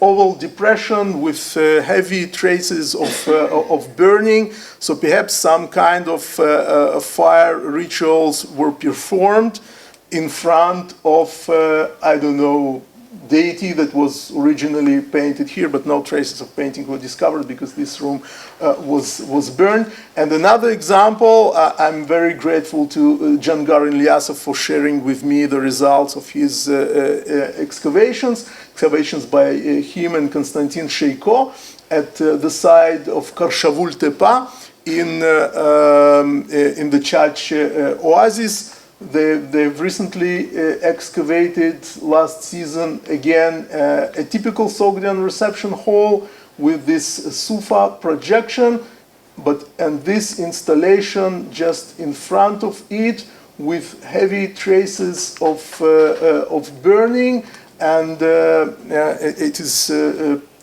is again possible that some kind of fire rituals and not only of this libations were performed here. So we have new evidence, we have old questions, but in recent years we have more and more results about the Sogdian religion coming from excavations in Sogdiana, and hopefully it continues. So it will continue. So thank you very much. I wanted to ask, what is this the same color of fire in this painting on a stationary altar and on a turibula in the painting which comes from your Nauruz Shah? From Sanjar Shah. Sanjar Shah, sorry. The color of the fire. Yeah, because this is blue, right? Blue is the background. Blue is the background. I see. The color here is yellow. Yeah, okay. the color is yeah. yellow and orange. So I misunderstood. Yeah, no. The fire is normal. The blue is the background. About the Atashgah in Penjikent, that's my excavations actually.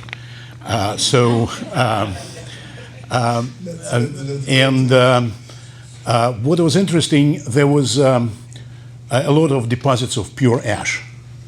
In fact, it was sitting up to the level of the Sufa. And when you're making comparison with domestic institutions, it's actually, and there was also a raised platform in the middle.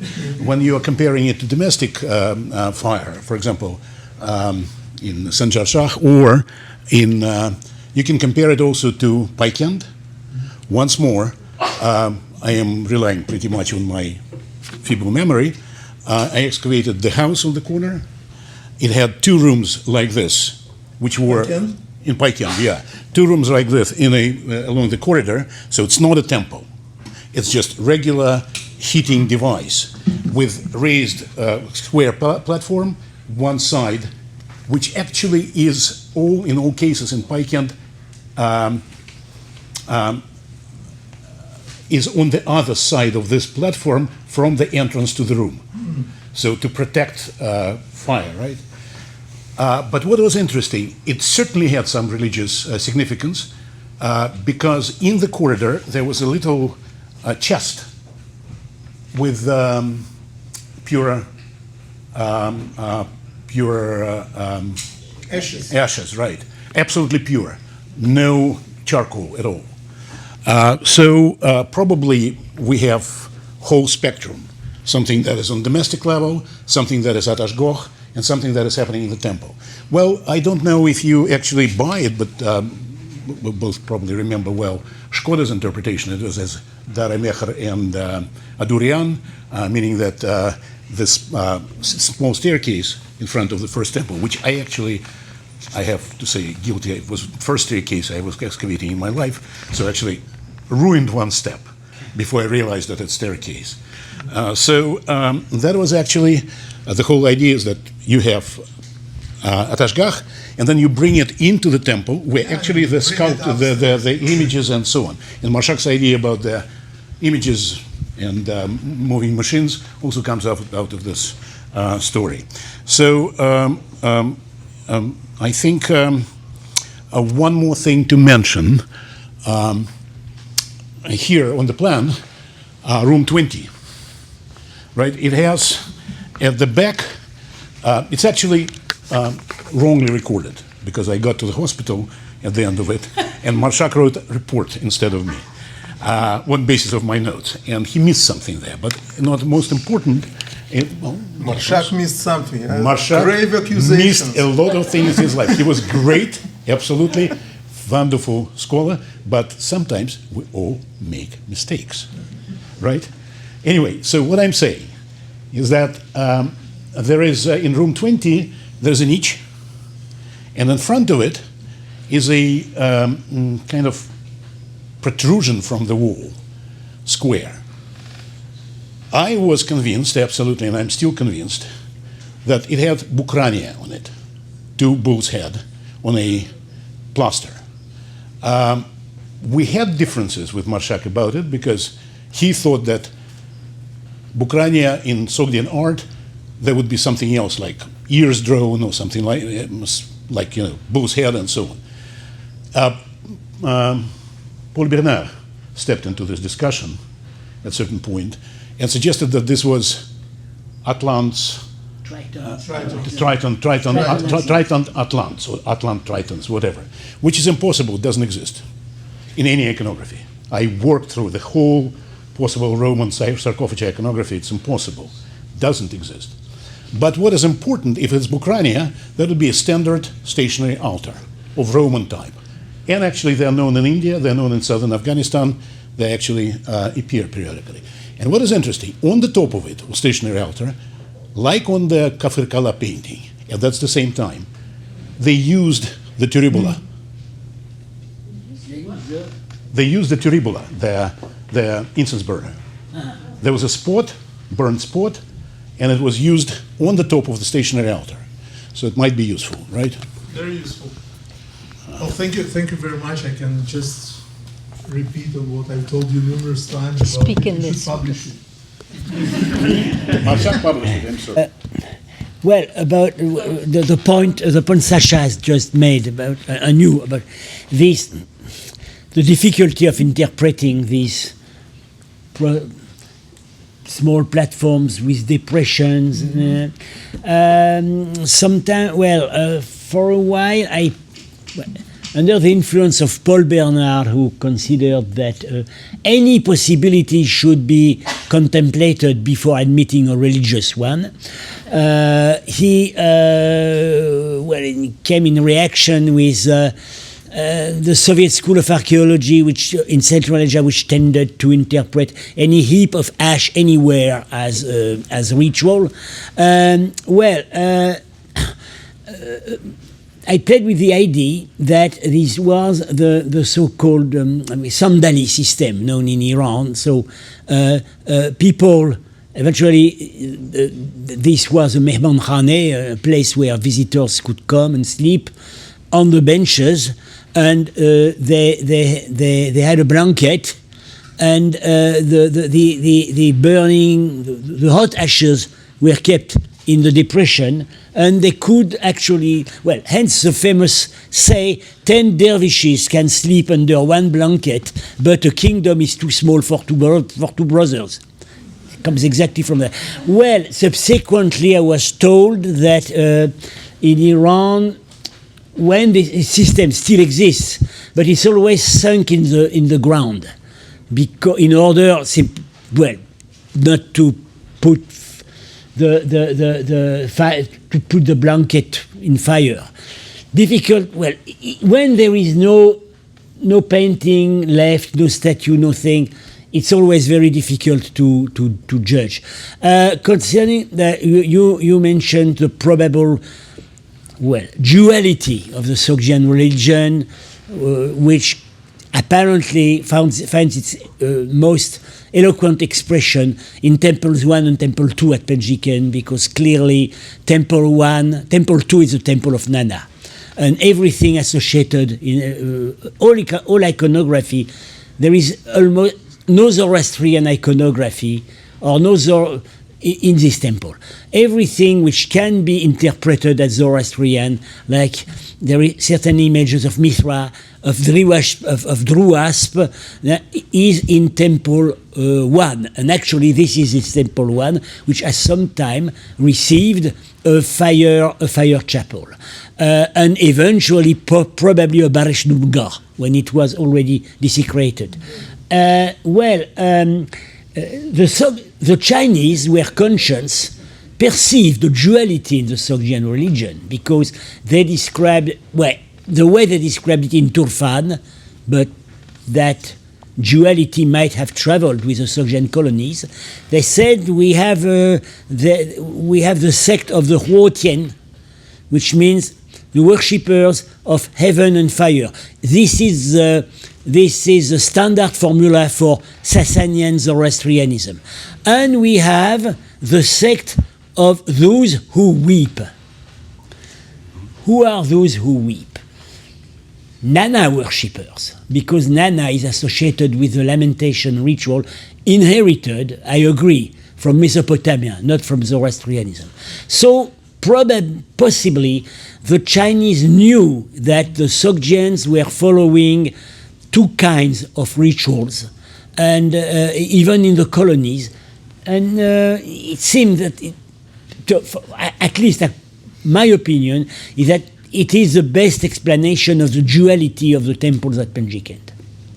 Oh, thank you very much. This, of course, I think if we need a heating room, we have these so-called chapels, which are found in, that Pavel wrote about them, and so these are basically heating room. About Temple 1 in Penjikent, well, you might be right, but in terms of cult, it had statues also. It has niches. Yeah, it has niches. Where is my Temple 1? Here it is. There is not a single image of Nana. Yeah. Well, it was burned, and not much is left from it, in a sense. And the paintings that we have are also figurative paintings. I don't know, difficult to tell, but it's certainly not a fire temple, at least for most of its existence. The bead pattern, did you show this slide chronological order? The slides in chronological order? No, I don't think so. Oh, okay. So the bead pattern appears in here and then in China. So supposedly it was introduced from the West, like this area, to China by the Sui and Tang period.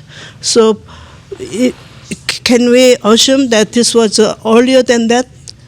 Sorry, I didn't hear what panel? Sui and Tang period, the bead pattern that appears in the painting here, were they earlier than 6th century? Panel? Yeah, Those were 6th century. 6th century, so before. Yeah. Pearl round. On the... Sorry. These altars... These altars, these reliefs are all dated from the 6th century. They are earlier than what we have. 6th century. Yeah. So it's almost contemporary to what? No, it's earlier than all the material that we have from Sogdiana. Yeah, but it's certainly earlier than all the material that I've shown. But it's obviously a matter of preservation in Sogdiana, because in Sogdiana we have very few things before 5th century, 6th century. We only start to get representations in Penjikent. So thank you for your talk and the presentation, and just generously sharing all your finds with us. I really appreciated that. It struck me that it increasingly seems like there is more of a sort of motley mix of ritual practices rather than a singular Sogdian religion, I guess. And so I was curious in turn if there's any possibility to tether or otherwise correlate the different sort of cultic practices you found with different social groups, classes, etc. E.g., are we dealing with a sort of fire altar cult that's being adopted in imitation of Sasanian elites, or what sort of conclusions can be drawn socio-religiously, I guess? Maybe that's too early to ask. Sorry, but Well, at least about the social groups, it's difficult to say, because at least well, the Sogdian society was, it seems so, was rather homogeneous, at least in the cities, and the gap between, I don't know, between the rulers and the people who served in the temple and the civic community, the NAF, which probably was composed of nobility and wealthy merchants. It was basically the same, the same society. What is certain is that we see two types of I mean, different people are associated with different type of worship, because when we have these incense burners, they are always, I mean, the worship is always, we see Sogdians wearing aristocratic dress. Typical aristocratic dress, and then I also hear all the time, but when we have the fire altar, we have completely different, we have, let's call them professional priests, because they wear absolutely different clothes, they have this girdle, they have different attributes like a ladle, they always have a beard, by the way. Where is Sanjar paintings? Was it before?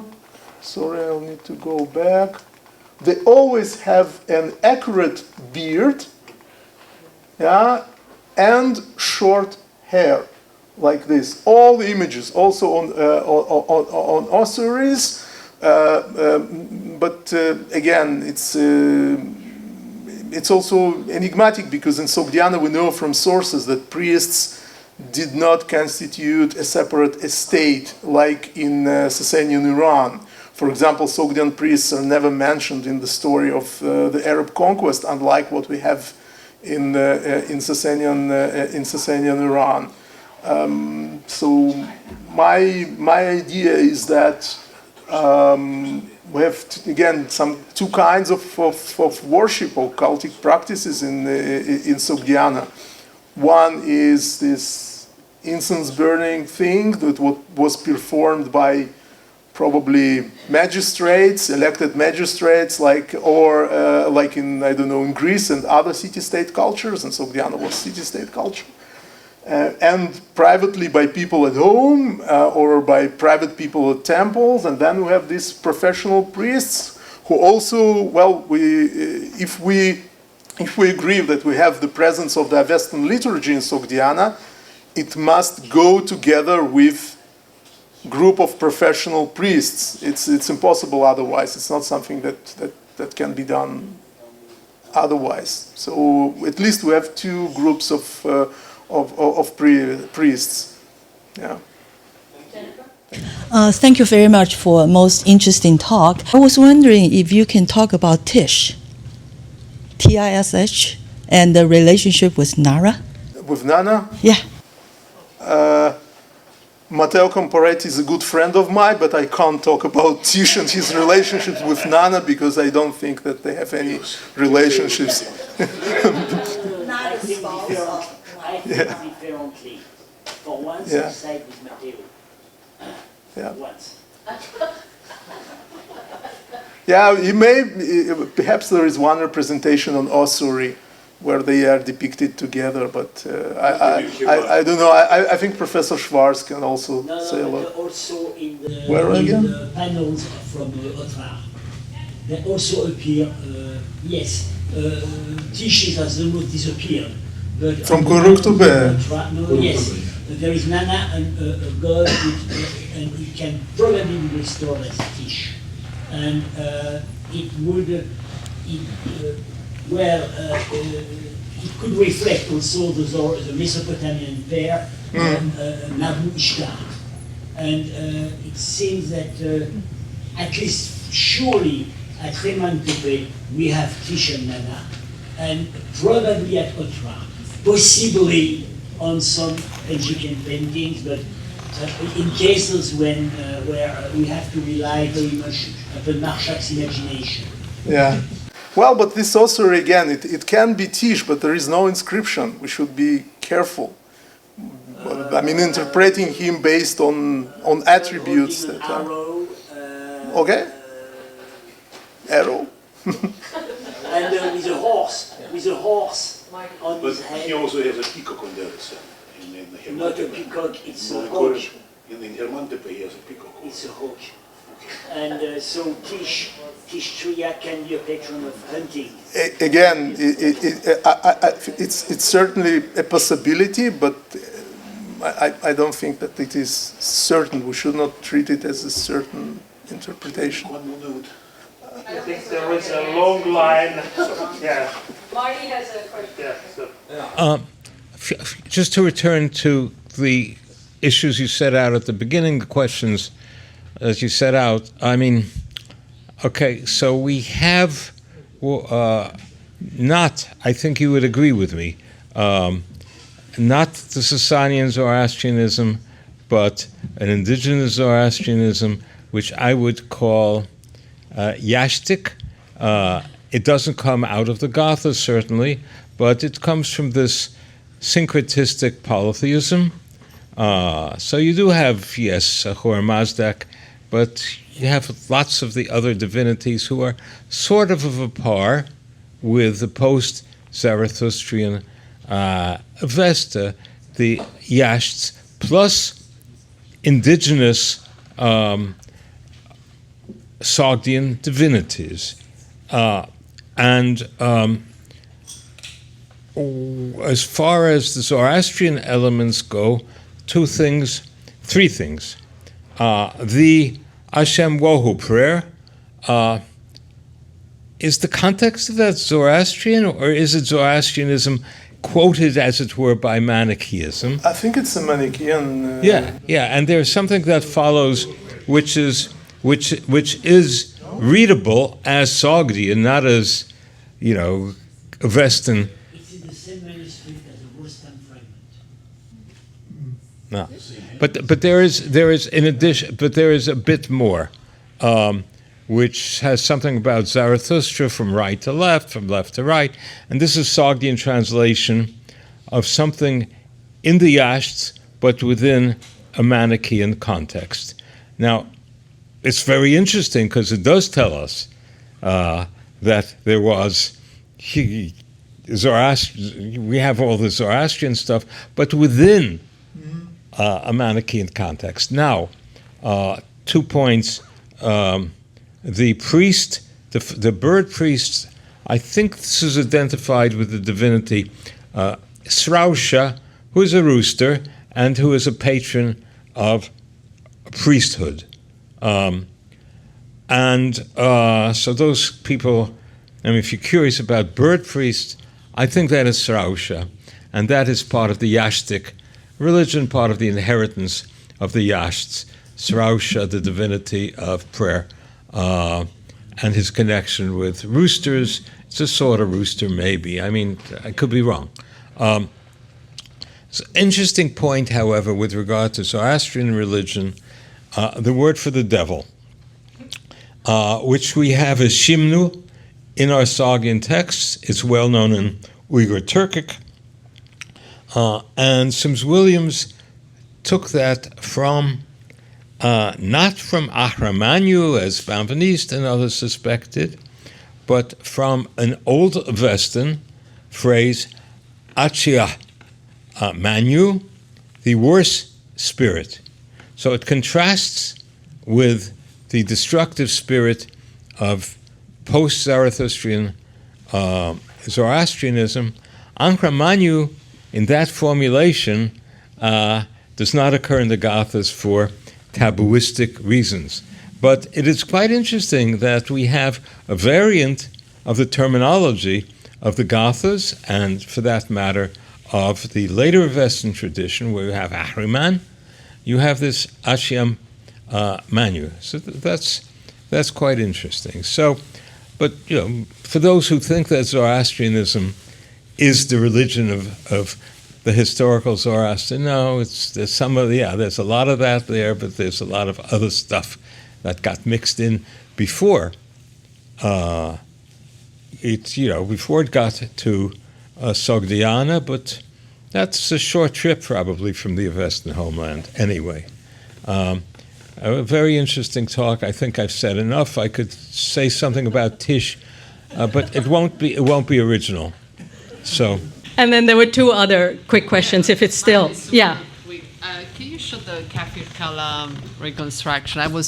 Maybe you can tell me more. I was wondering about a couple of things. Where is it? The very first, the arch, the one with the nanas. Yeah. The very beginning. Yeah. Is the edge created like a peacock feather all around there? I don't know who reconstructed. If we base ourselves on later paintings, it's a very convenient and common way in Sogdian paintings for presenting mountains.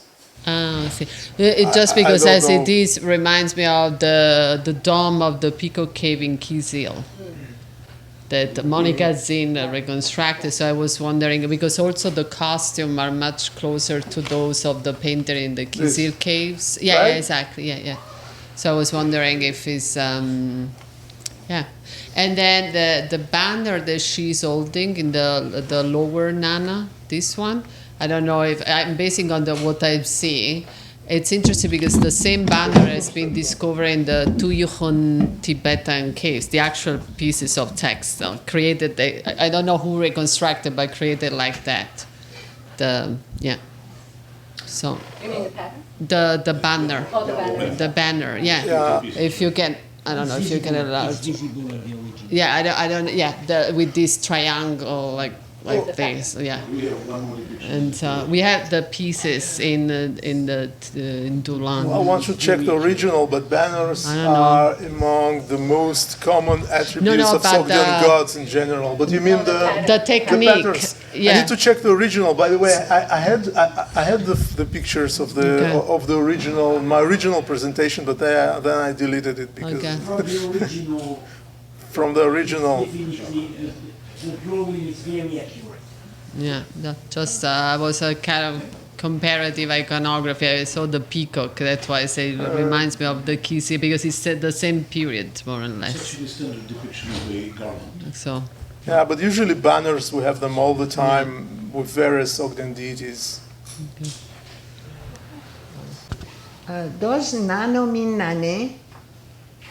The word.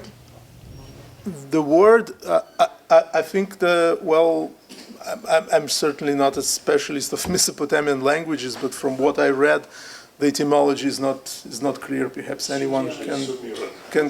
Oh, it's Sumerian or Elamite. I don't know.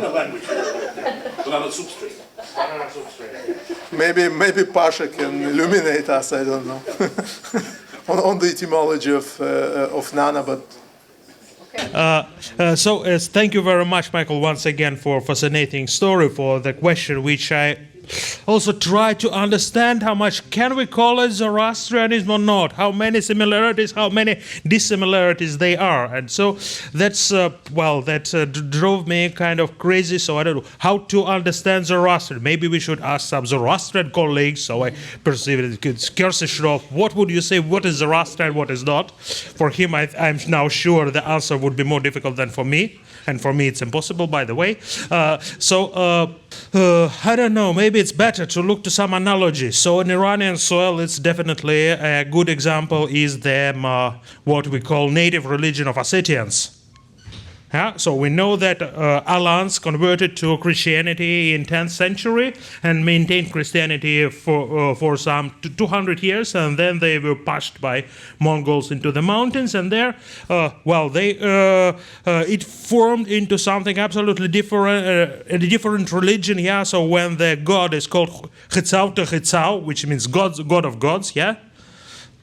Khudawan Khudau, yeah, and so where the Saint George appears as Watsil is Wastarji, who is the god of men, of travelers, and so on. And so there is still a living taboo for women to call him by name among Ossetians. Yeah, so the Ossetian women with Moscow University education cannot pronounce his name. Yeah, so maybe that would be just, or maybe they're kind of a pre-Christian religion of Chuvash people, yeah, which has much elements from Islam, yeah, but which is not Islam at all, yeah. So Korban, which is offering, Pichampar, which is prophet, and so on, they're considered like gods. Yeah. So this is, I think, the Sogdian religion, which could be transplanted from Western Iran. So at least the calendar gods in Sogdiana, they were clearly borrowed from Western Iran at some point, maybe in a Achaemenid period. Yes, so that's, I don't know, that's not questions, that's not considerations. So just about the rooms with central fireplace. Yeah, so I can follow Sasha Neimark that I excavated 2 of them in Paiken once upon a time, many years ago. Yeah, and so I think this is a normal situation in the areas closer to Sirdarya, in Chach area and in Atrar area and so on. So, and even later in the Aguzic sites of Lower Sirdarya, so it is the same. So it is a normal structure of the house, and it's interesting that we have it here in Sanjar Shah. We have, I think, 2 examples from Panjikent for this organization, and both of them are quite late. They are second half of the 8th century. Oh, but this is normal for palace. Sanjar, it's a palace. It's a palace. Yeah, and also Varakhsha and it's Sharistan. Yeah, exactly. Yeah. So it's quite typical for palace to have this detached platform. Yeah, and so in the and the last question, which is maybe answerable, what does it make you think that Kurgan Tepe was a temple? Well, let's go to Kurgan Tepe. Where it is? I don't know.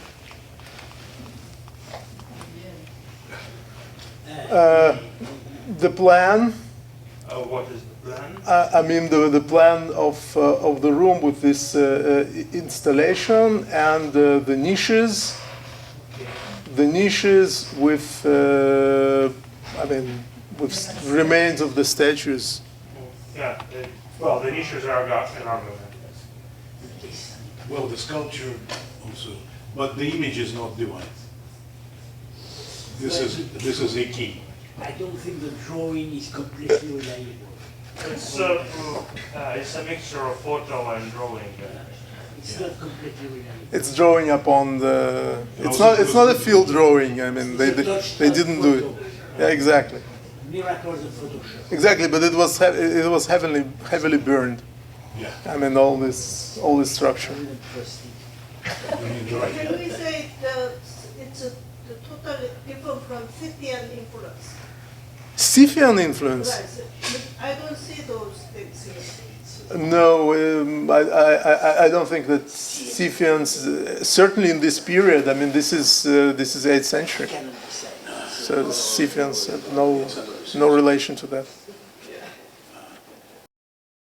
Okay, exactly on time, which never happens. Thank you, Michael, for a great talk.